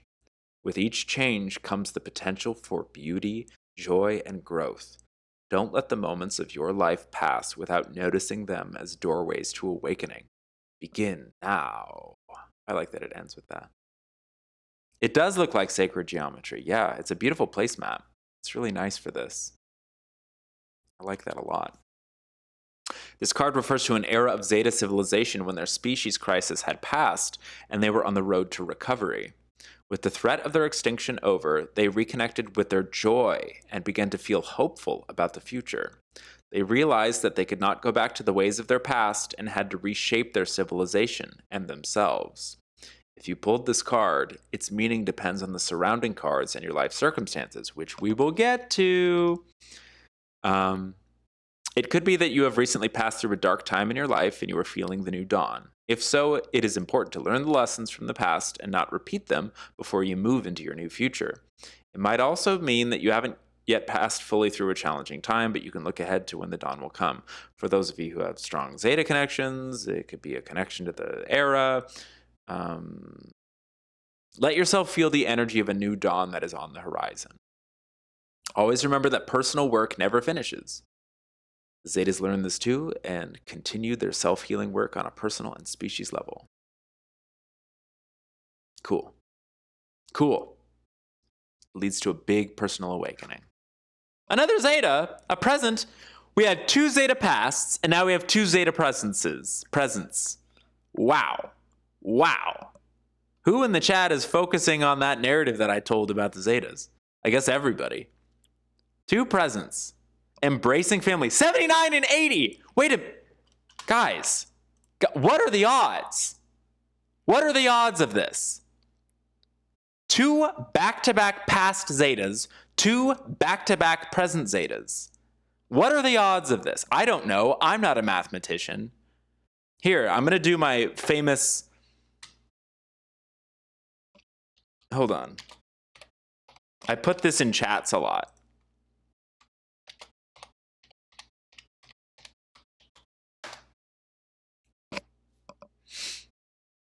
I put Jane Roberts staring at an abacus. Jane Roberts channeling Seth staring at an abacus. I think that's one of my favorite emote combinations. What is going on here? Renewed hope, embracing family. Embracing family. Look at that. Look at how cute that is. It's so blurry. There is nothing paranormal about it. There is nothing supernatural about it. It is normal. It is natural. Let's go. What a powerful, powerful day this is. Gosh, is Z-Quid, are you still here? You don't have to respond if you don't want to, but good golly Jiminy Jillikers. This could be helpful for you as well. I don't know. Right now we're focusing on sweet and sauerkraut, but my word, what an interesting reading. It's a Zeta party up in here. Embracing family. When we live in fear, we live in isolation. We often withdraw from those we love in order to protect ourselves.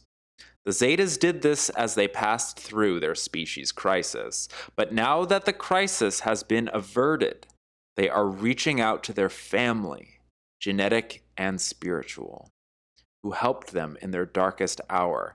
It's time for you to do the same. Even if life is still difficult, open yourself to receive the support and love from your family, whether it is a genetic or a spiritual family. Do not be afraid to show your true self to them, and know that they will love and support you unconditionally. Wow, I just had a conversation with a friend about how their family wants to reach out to them after several years of no contact. And there's a little bit of hesitation there. That can be a scary unknown. But it's also it can also be a very strong support system. I don't know. Every family's different. Every context is different. And family does not need to mean blood. It could be chosen family, spiritual family. This card refers to an era in Zeta history when their species crisis had passed and they had to rebuild from the foundation upward. In their darkest time, they vowed never to feel emotion, thinking that emotion was the cause of their problems.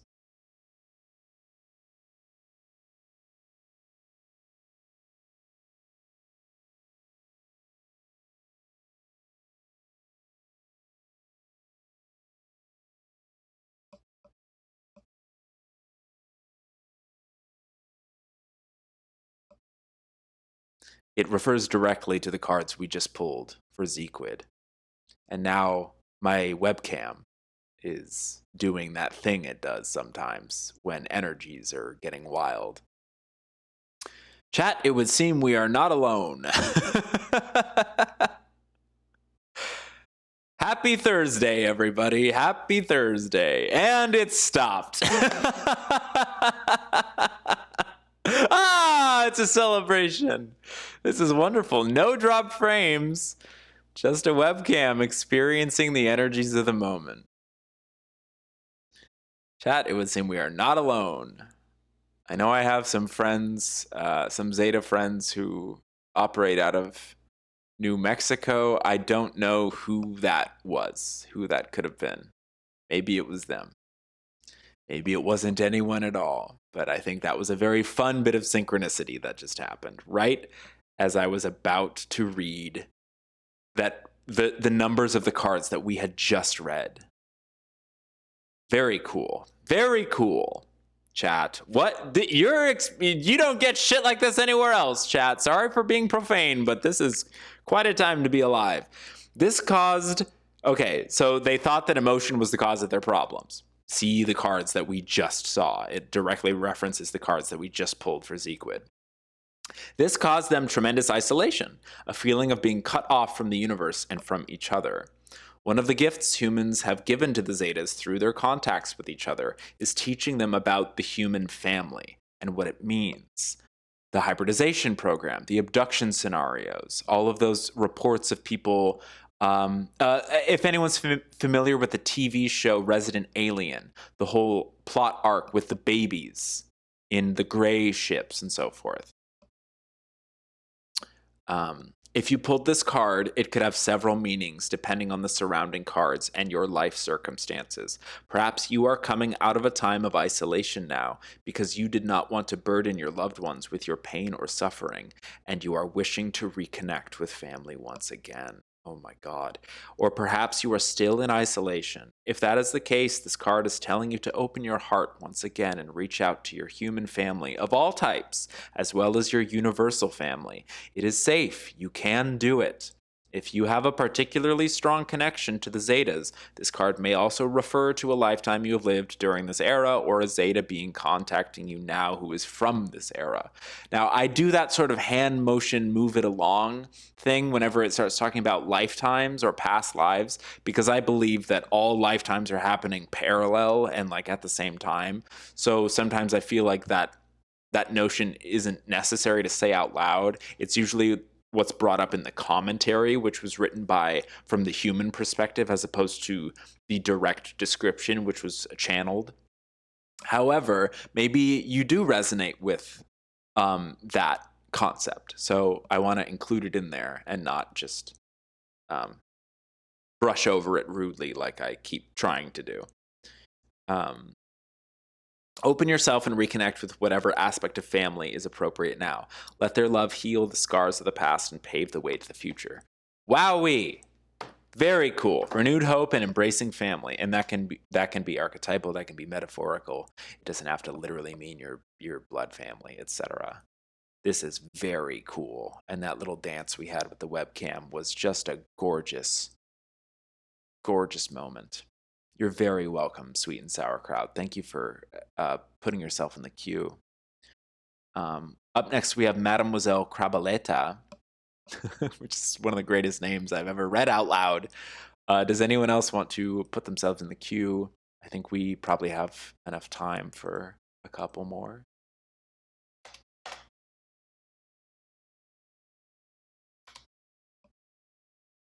Very cool. Oh, Beyond Wisdom. Let's talk about Beyond Wisdom, if I can find it really quickly. Energetically, I'm all over the place right now because I'm reading so many different cards. Where did it go? Where did it? Come on. I saw you. There you are.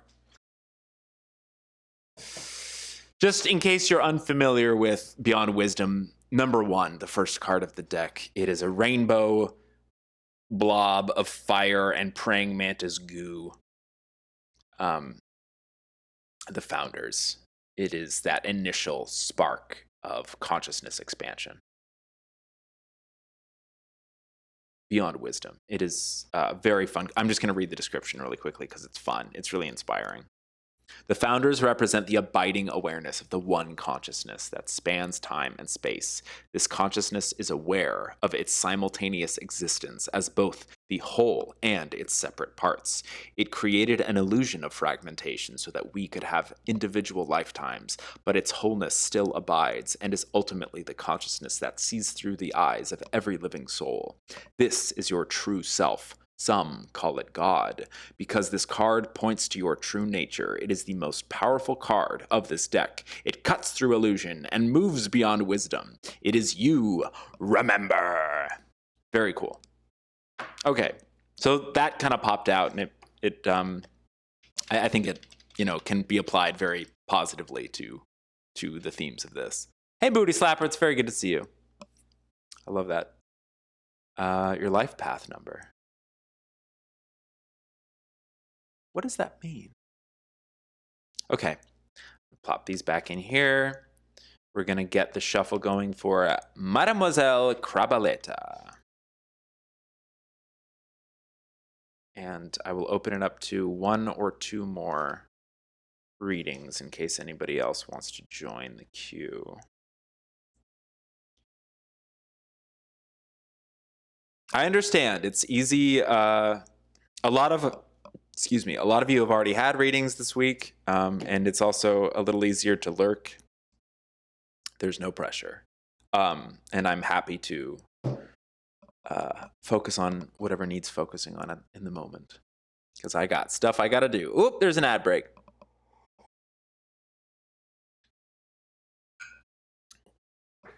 Let's shuffle for Mademoiselle while the ads are going.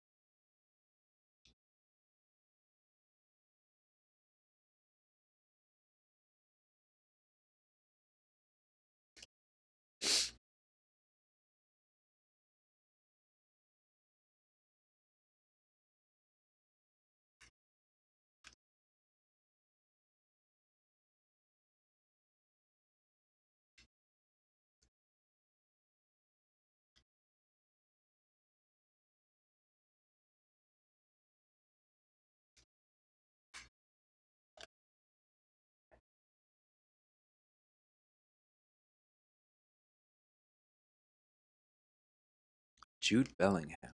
I'm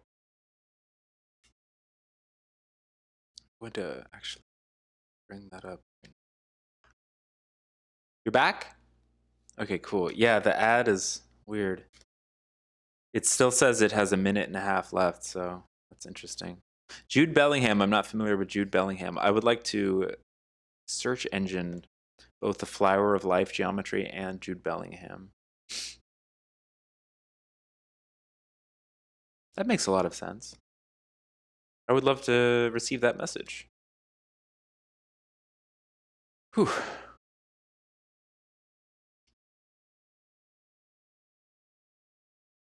Your question? If you have one, we could start imbuing the intention.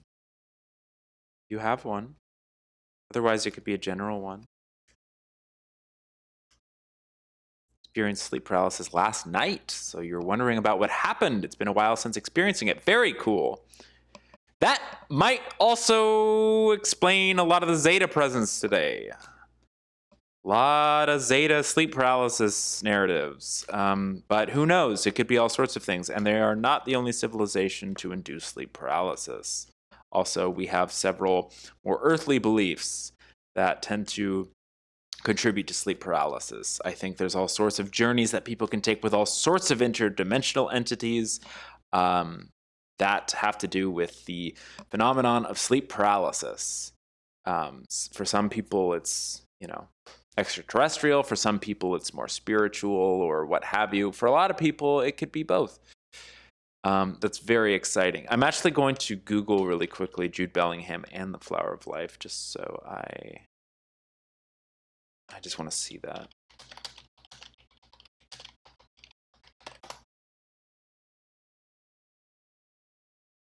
Real quick. Flower of Life, Sacred Geometry. I'm not even Googling. I'm using a different. Oh, yeah. Flower of Life. Yeah, that comes up a lot. My therapist, I think, had that tattooed on his body. Let me show you. Oh, look at that. Look at that GIF. That's intense. Yeah, a series of overlapping circles that can build infinitely outward, forming a flower-like grid. All geometric forms can be found within it. It's used as a blueprint for more complex sacred geometry. Shapes like Metatron's cube and Merkaba symbolizes creation and reminds us of the unity of everything. We're all built from the same blueprint. Absolutely. Absolutely. Very cool. Basic template for all of existence. Yes. Yes. Yes, I can very much. Yes, I love that. The circle, you can see the circles within, and then the other shapes inside of that. Gorgeous. Gorgeous. Free shipping on your first order of Good Vibes. Well, how can I pass that opportunity up? I also want to look up Jude Bellingham really quickly. Wait, hold on. Base.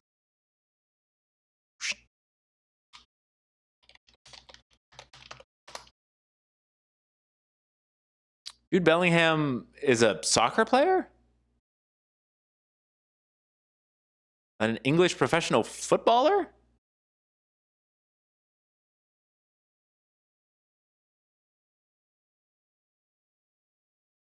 Ancient Secret of Flower of Life. Oh, you had an advertisement. You had an advertisement. I'm just like, what is the significance of Jude Bellingham? I thought it was like a channeler. I thought it was like an old woman. That's so funny. I thought it was going to be like an author from the 70s or something. Like who wrote about the Flower of Life. That's so funny. I'm sure there's going to be some synchronicity. Like if I kept like looking in here, like what team does he play for? The Golden Boy, Copa Trophy. I really want to look for this.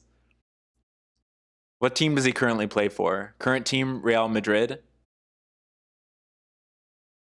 Okay. What position does he play? Wait, this is so interesting. Technical abilities, vision, and finishing. Let's go.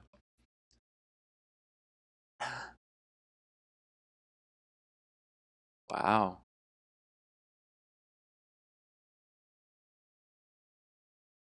Position midfielder. Okay, cool. I liked midfield when I would play soccer.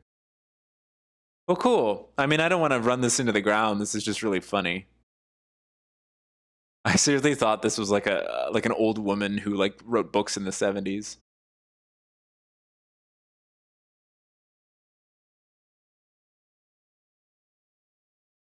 He's a do-it-all midfielder. How about that?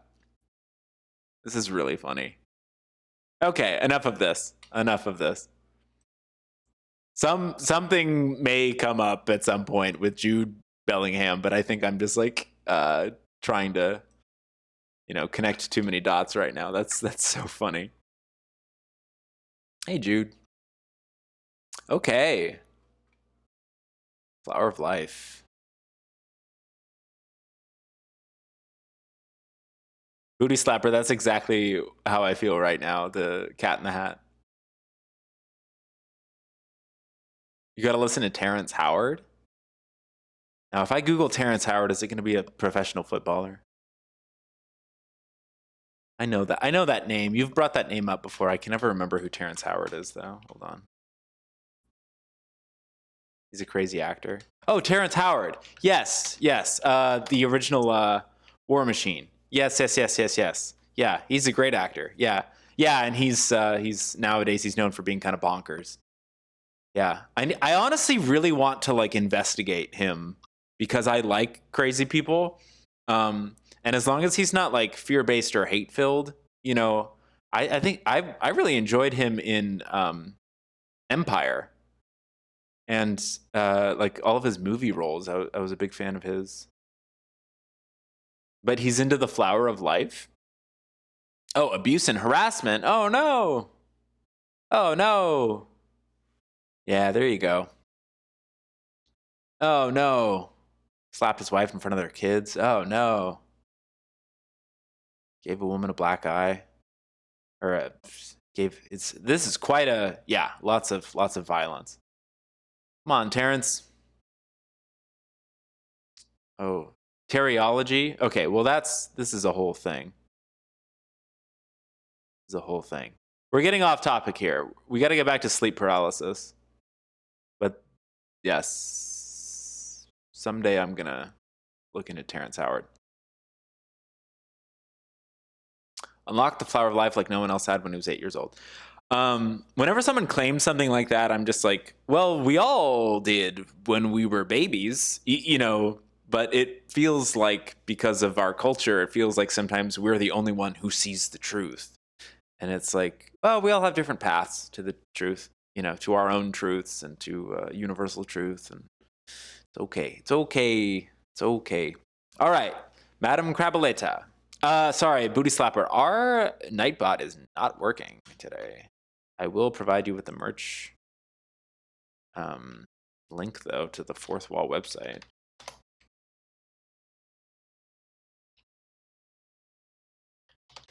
Don't know why Nightbot's not working today. Don't worry, Madam Crabaleta. I have not forgotten about you. I'm just taking a slight detour for... Okay, here is the merch command. Nightbot is not working today. Okay.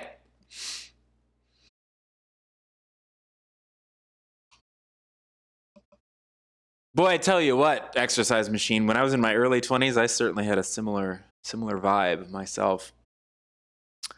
Okay. Mademoiselle Crabaleta. Your sleep paralysis. I really want to ask you questions. I really want to ask you like specifics, like what your experience was and stuff, but I want to keep it, private and personal, whatever you're willing to share. Do you have two numbers, 1, 2, 3, 4, 5, 6, 7, that you, would allow me to focus on so that I can shuffle the cards further? It's very exciting. Oh, and I left the crystal skull upstairs in the room that I'm sleeping in. That's another thing. 4 and 6, beautiful. 4 and 6, you got the heart and the third eye. Woo! 4 and 6, gorgeous. Gorgeous, gorgeous.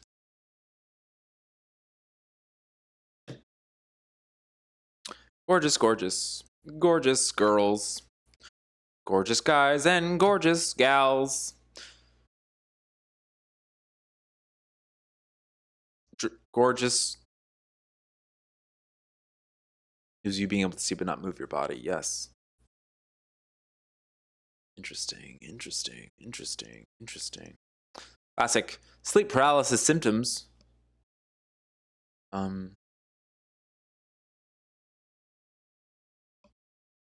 know I want to ask you other questions, but I want to just let the cards talk.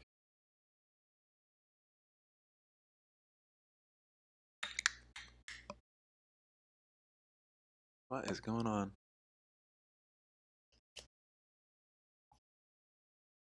Scooby-Dooby-Doo, Scooby-Doo, solving mysteries in the mystery machine. Scooby-Doo. Yeah, I was about to say, did you feel alone? Did you feel like you had company? Come on now, come on now. Give me something here. You. Is it you or is it someone hidden? You. I always want to just look at all the cards. I'm like, oh, I want to connect every single card in the deck. But that would take forever and it would be too expansive.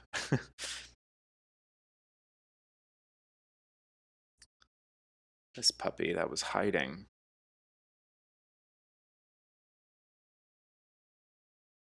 Okay.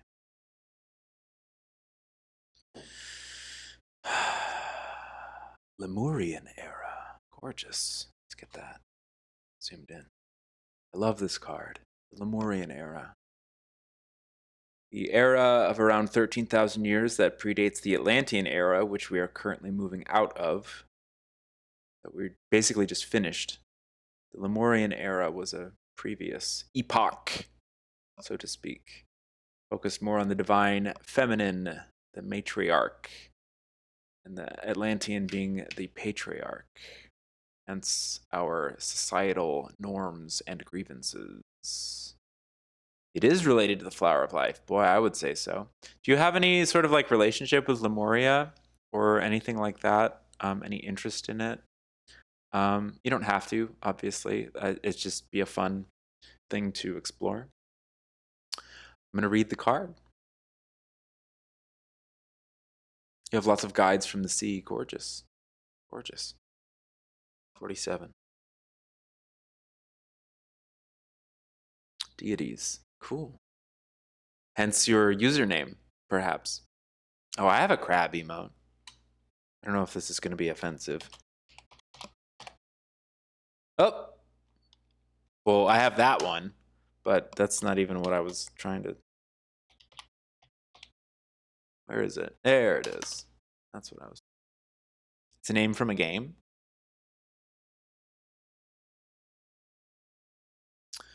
Okay, Lemurian era past.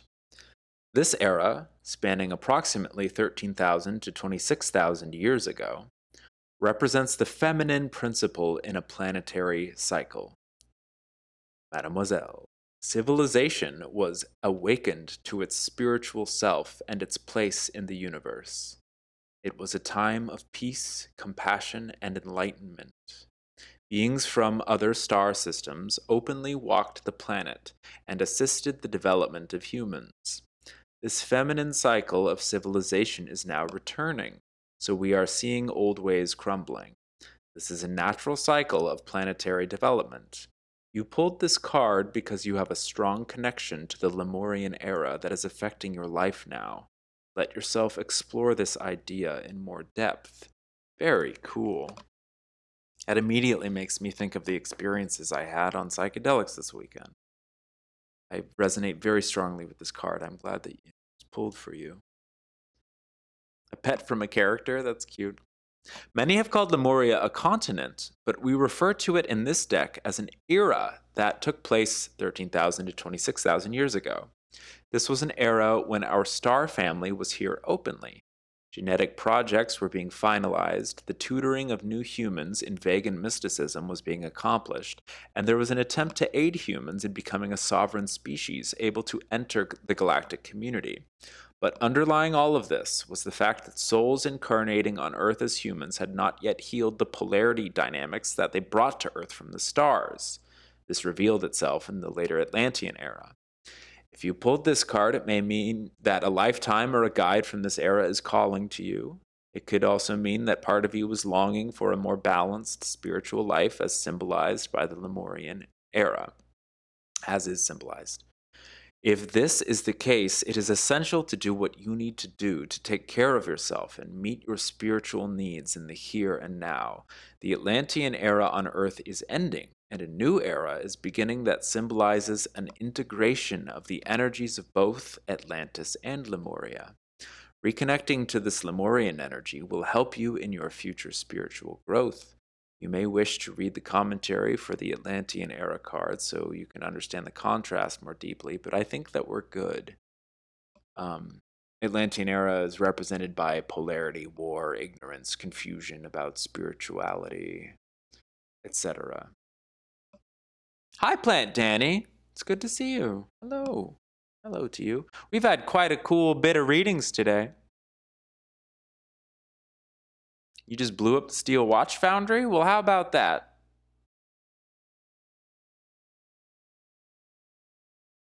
Like past life regression. It could be, or you could regress to that's like a modality. I think that mostly it just deals with we'll have to see what the other card kind of says. Oh my god!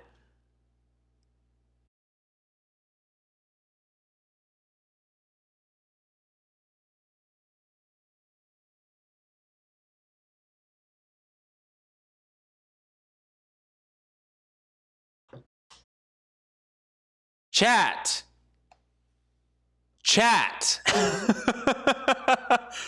3 times in a row. Chat.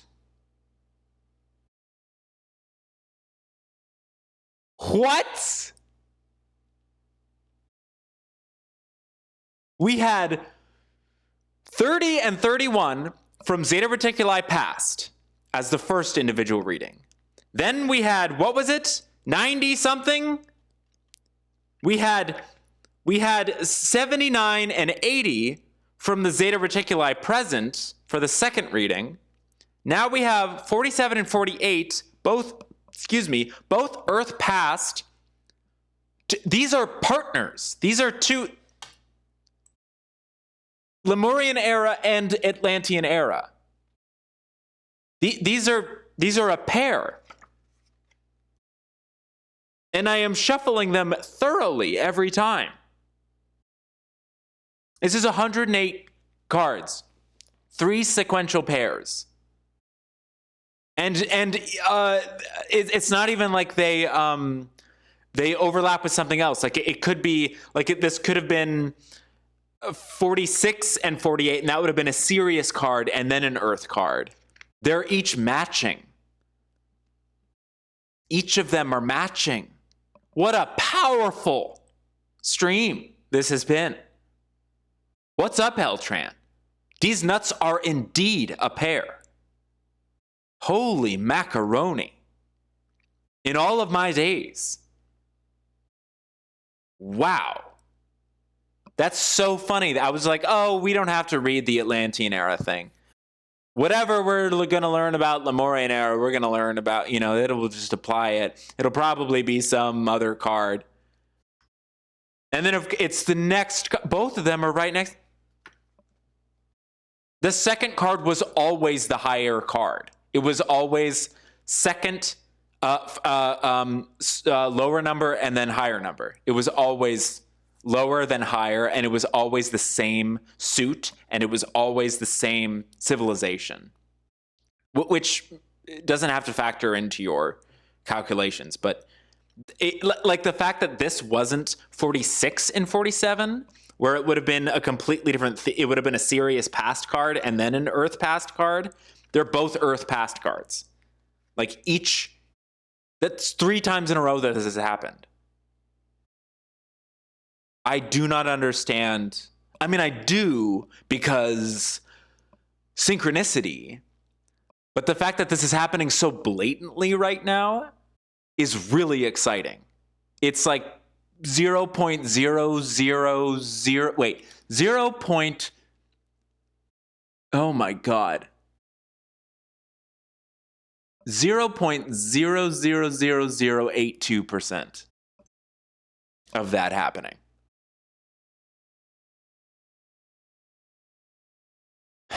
Let's go. Let's go with this. All right. All right, chat. Let's go. Let's read about the Atlantean era. I'm going to try not to poop my pants right now.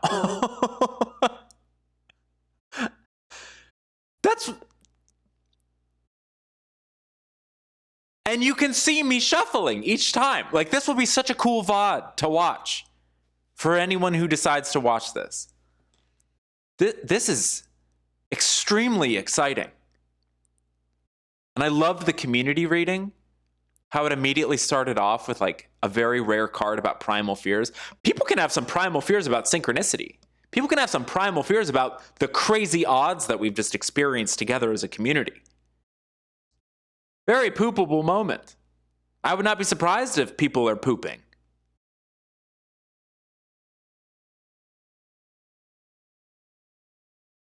Wow. Like, I just want to sit here with my mouth open. Atlantean era, past, 48. Holy cow, you guys. You guys. Oh, okay. This era, spanning approximately the past 13,000 years, represents the masculine principle in a planetary cycle. You can see this dichotomy. Lemurian era, feminine, matriarchal. Atlantean era, masculine, patriarchal. This cycle is often represented by polarity, war, ignorance, and confusion about spiritual identity. Mademoiselle, this is very powerful. I'm going to, hopefully by the end of this, we can find some way to understand how it connected to your sleep paralysis. This is so cool. Wow. It is a time of darkness and sleep paralysis. Humanity is moving out of this cycle now, and we are seeing the old ways crumbling. Do not be discouraged by what you see around you. Consider it a sign that humanity is awakening again. You have had many significant lives in this era and are releasing karmic patterns that you've held for a very long time. That can apply to not only Mademoiselle Crabaletta, but all of us. Continue your spiritual work. Free yourself. Wow. Commentary. Many have called Atlantis a continent, but we refer to it in this deck as an era, just like how the Lemurian commentary was. Specifically, an era of Earth's past that took place within the past 13,000 years. Could be a hint for you to find your stream. Yeah, oh my God. Is that what led you to browse the tarot section of Twitch today? That's, whew. The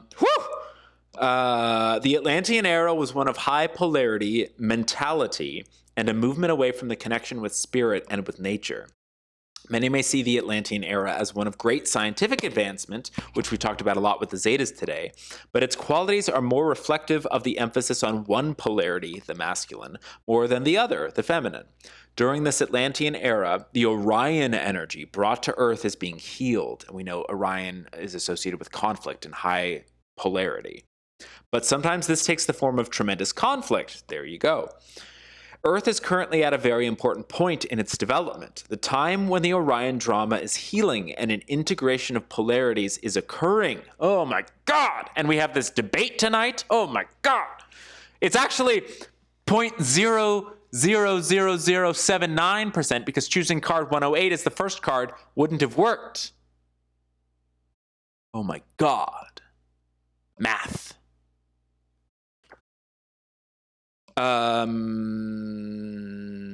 If this card comes up in your reading, it can mean many things. It may refer to specific lives you've lived in the Atlantean era, in which polarity was a theme, and we already discussed that with the Lemurian card, so there's all sorts of lessons being learned from all sorts of parallel past, future, present lives. Ugh. It could also have more personal meaning. It may also refer to the integration of your inner polarities. Oh my gosh, butterfly just flew past the window. And I feel like that's been a big theme of today with our primal fear discussion, a big theme of yesterday. This card asks you to examine your own life and beliefs. Do you feel more comfortable with one polarity more than another?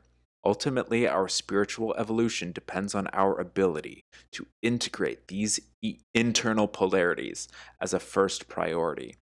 Only then do we see the external polarities healing as a result. Look at the other cards to add dimension to how this card fits into the whole message of the reading. Oh my God!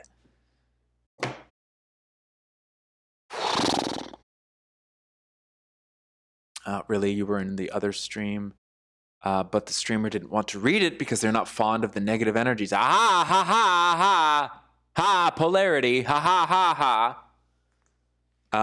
Yeah, you can bring that shit in here if you want. We can transmute that. It's okay. I'm not afraid. Some of my best friends are demons. It's totally fine. It's okay. That's fantastic. Seems like this will be the living experience for you here on Earth. Quite possibly. Yeah. Whatever is resonating with you right now. Whatever's floating your boat.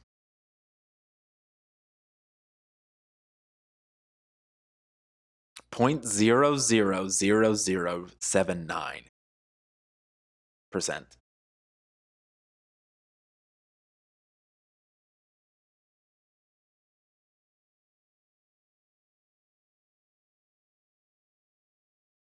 What is that in terms of 1 in something? Like, what is the fraction? What is that? How do you figure out? It's like a 1 in a something chance. Does anyone know how to do that math? I'm so sorry. I don't know how to do that math.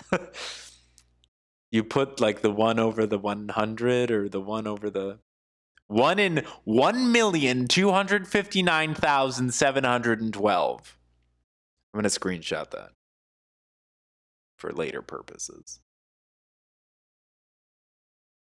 I'm so glad that we got to experience this together. What a bonkers stream. Ugh. It's okay, Mademoiselle Crab. I appreciate and respect the beauty of mathematics, but in practicality, I have a lot of trouble executing it.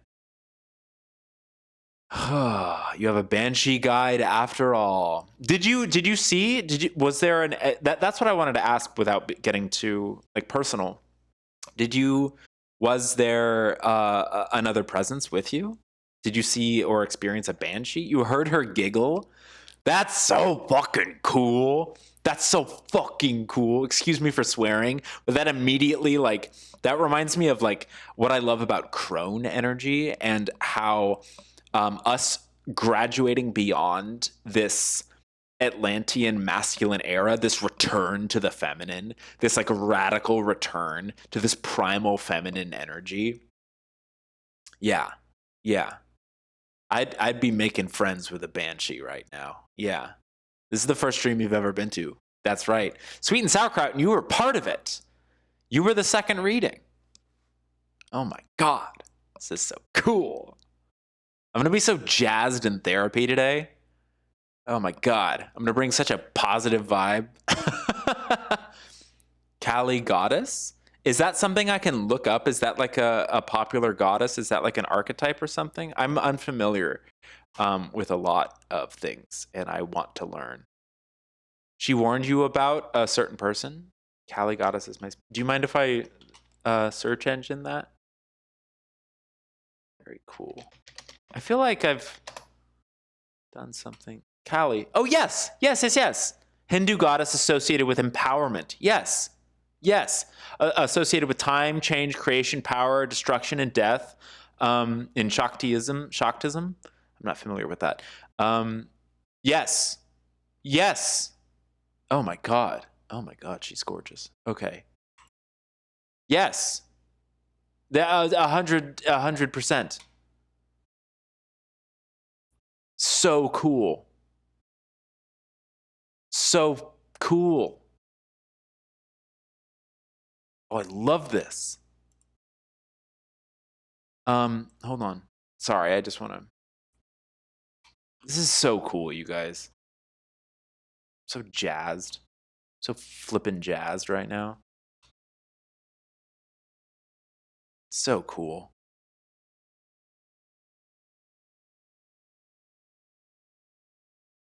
Trampling on Shiva. Oh my god. Oh my god. And as we keep. Oh, I love this.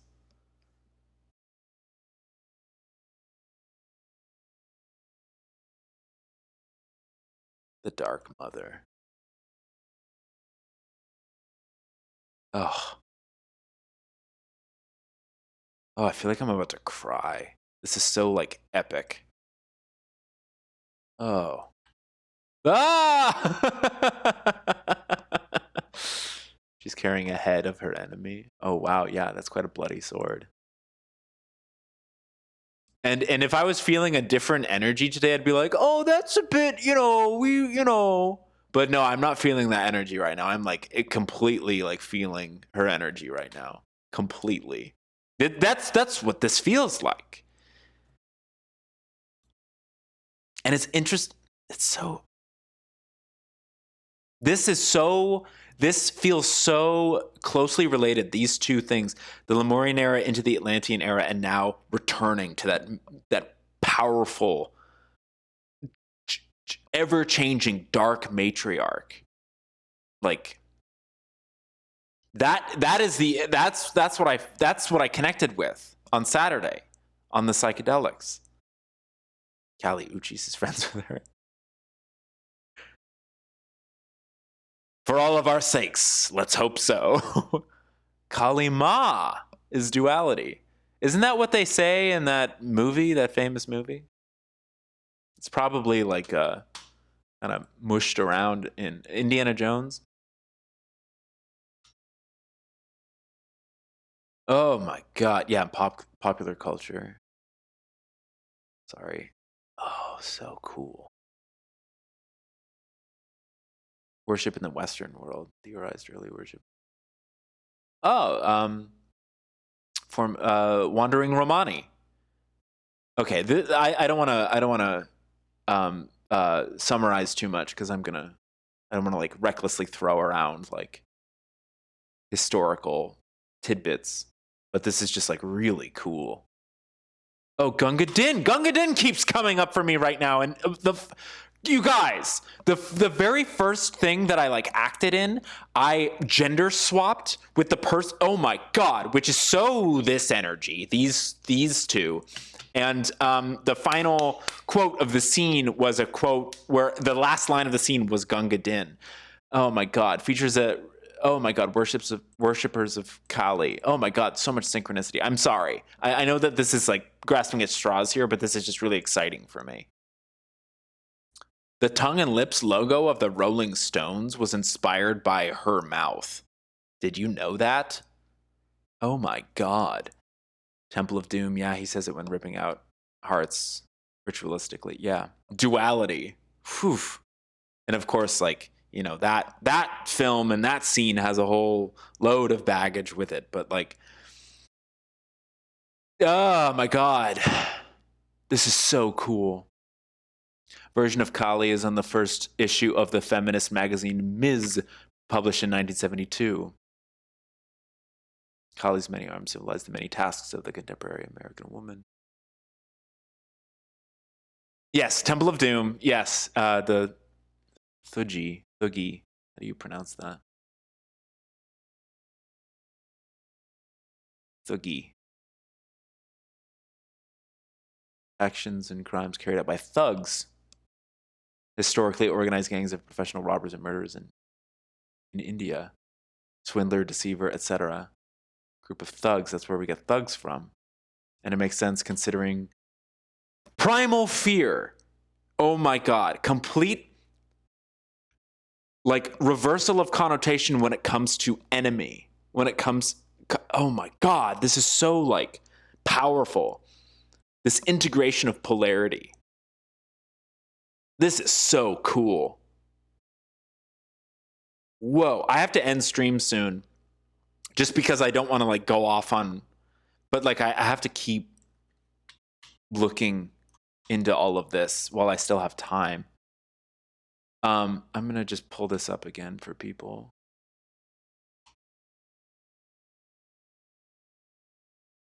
Yeah. Someday I'm going to watch this. Also, someday I'm going to stream that scene.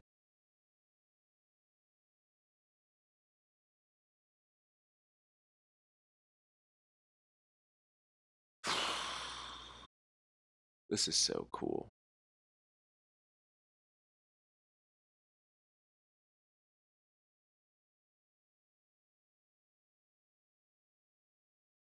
And the Banshee giggled.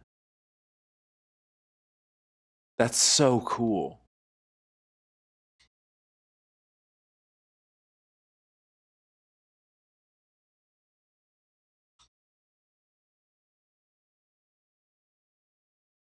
Yeah.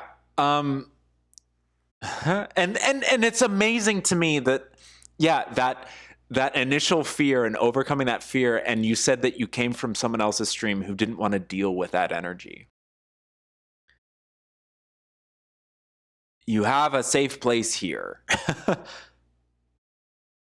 And thugs thugs are welcome. For Pete's sake.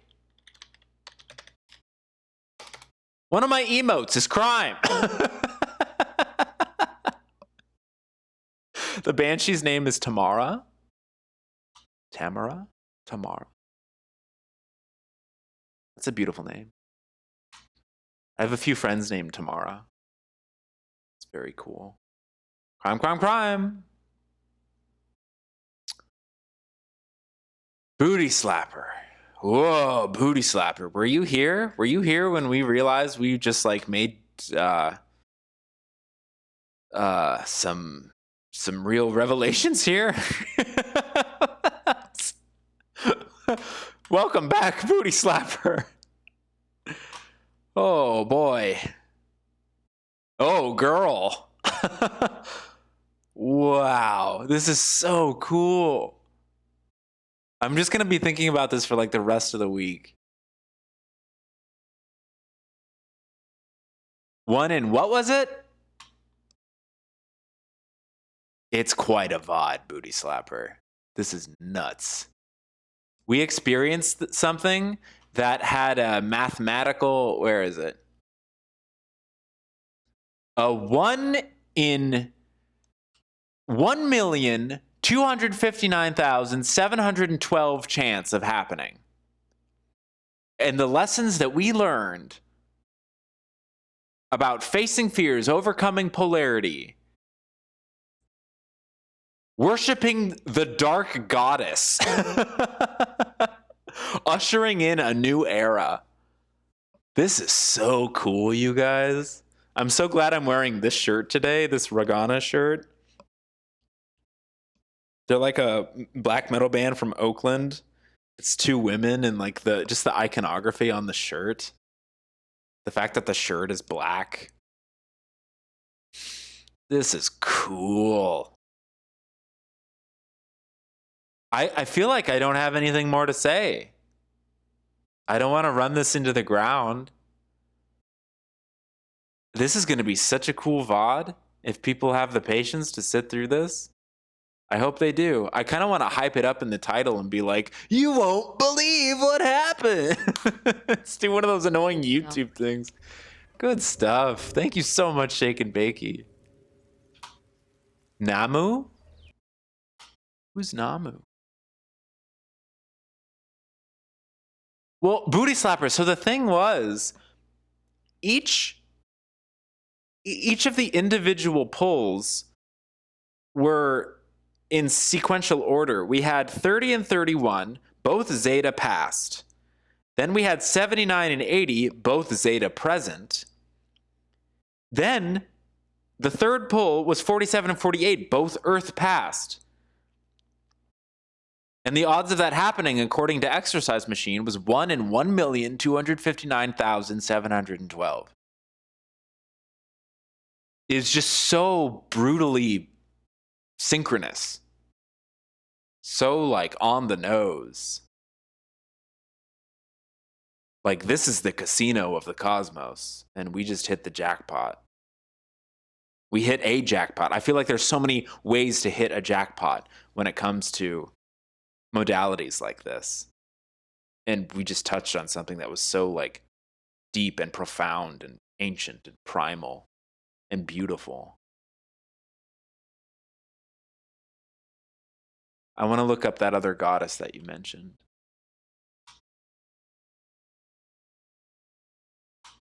Namu, the Sumerian creation goddess, arose from the sea and gave birth to heaven, earth, and the first gods. Let me pull this back over here.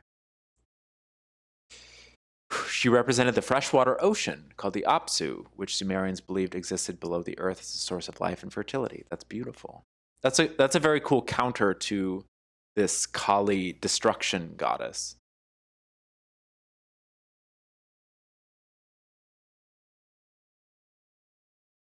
Oh. I need to, like, sit. I think I'm going to end stream so I can eat something before going to my appointment. Both have, yeah, very strong motherly energy. And in so many ways, like, creation and destruction are the same thing, like, depending on your interpretation or what the definition of the day happens to be.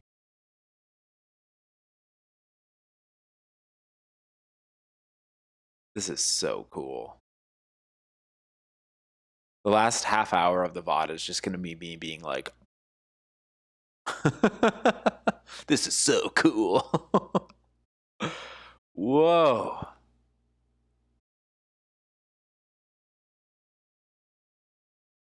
Feels like getting a Right there's a teaching about interdimensionality. That is so true. What a rush. You took advantage of the poopable moment. That's great. I might do that myself. My stomach is just, like, kind of catching up to my mind right now. My energies. Whew. Well, we have 4 minutes before it becomes a full 3 hours.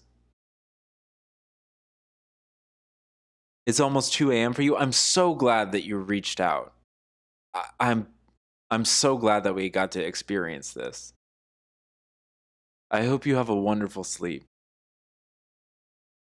So the paralysis was a whole, like, 24 hours ago. Wow. Very powerful. Yeah. Thank you for the follow. Thank you for being here. May you find some good rest tonight.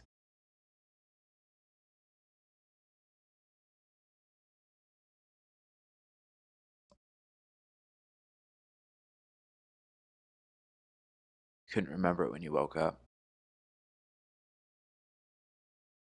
Yeah.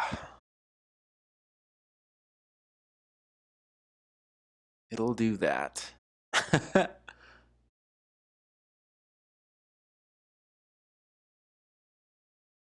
I'm so glad we streamed today. I was this close to being like, well, you know, I had a really good one yesterday. Every one is a good one. Like, every one of these has been so profound.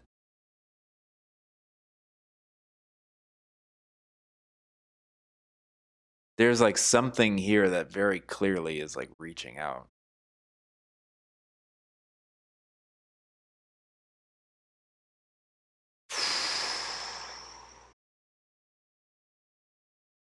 Yeah, sounds good. Sounds good, Mademoiselle. Let's talk about ascended masters and archangels next time and more deities. Sure, I'm open to all of it. Sometimes I look at angels through the lens of the Arcturus energy, and ascended masters through the lens of like certain extraterrestrials and hybrid races and stuff. But I'm also open to interpretations that have nothing to do with those things, those categorizations.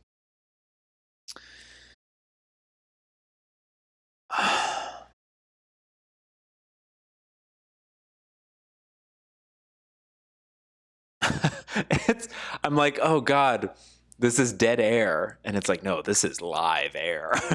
This is very live air. I just want to run down the clock until it's 3 hours on the dot. Let's find someone to raid.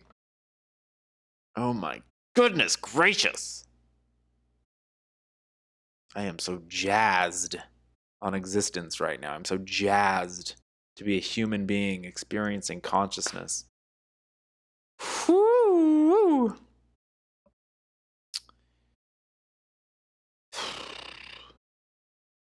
Let's raid Yonkler. He's playing Fallout 76. He's a wonderful friend. How many R's are in his name too? Yeah. Awesome. Thank you all for being here. What a great stream. I'm so happy. I don't know. All of you are so cool. Thanks for being here. Thanks for keeping an open mind when it comes to wild stuff and joining me on this journey, and allowing me to practice this modality with you all in such a freewheeling way. This is a lot of fun. It really feels like we're on like the forefront of something very special. And I'm excited that I get to do it with people, and that this spiritual practice doesn't have to be some, isolated, sequestered thing. So I'm very grateful for the internet for allowing that connection.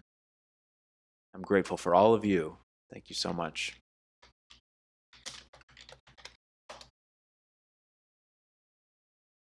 Awesome. God, 1,259,712.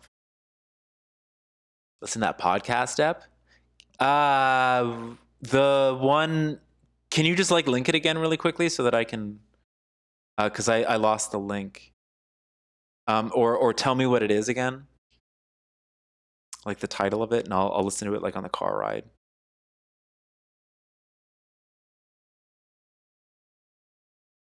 Okay. Okay, thank you. I'll send it. Okay, cool. Well, gang. Well, my band of thugs. Holy moly. Holy moly. Literally. Have a great day. Have a great weekend. I'll see you guys on Tuesday unless I am able to stream before then. I don't know. Maybe I'll do a Saturday stream. I don't know. We'll see. Lots of fun. Okay, bye.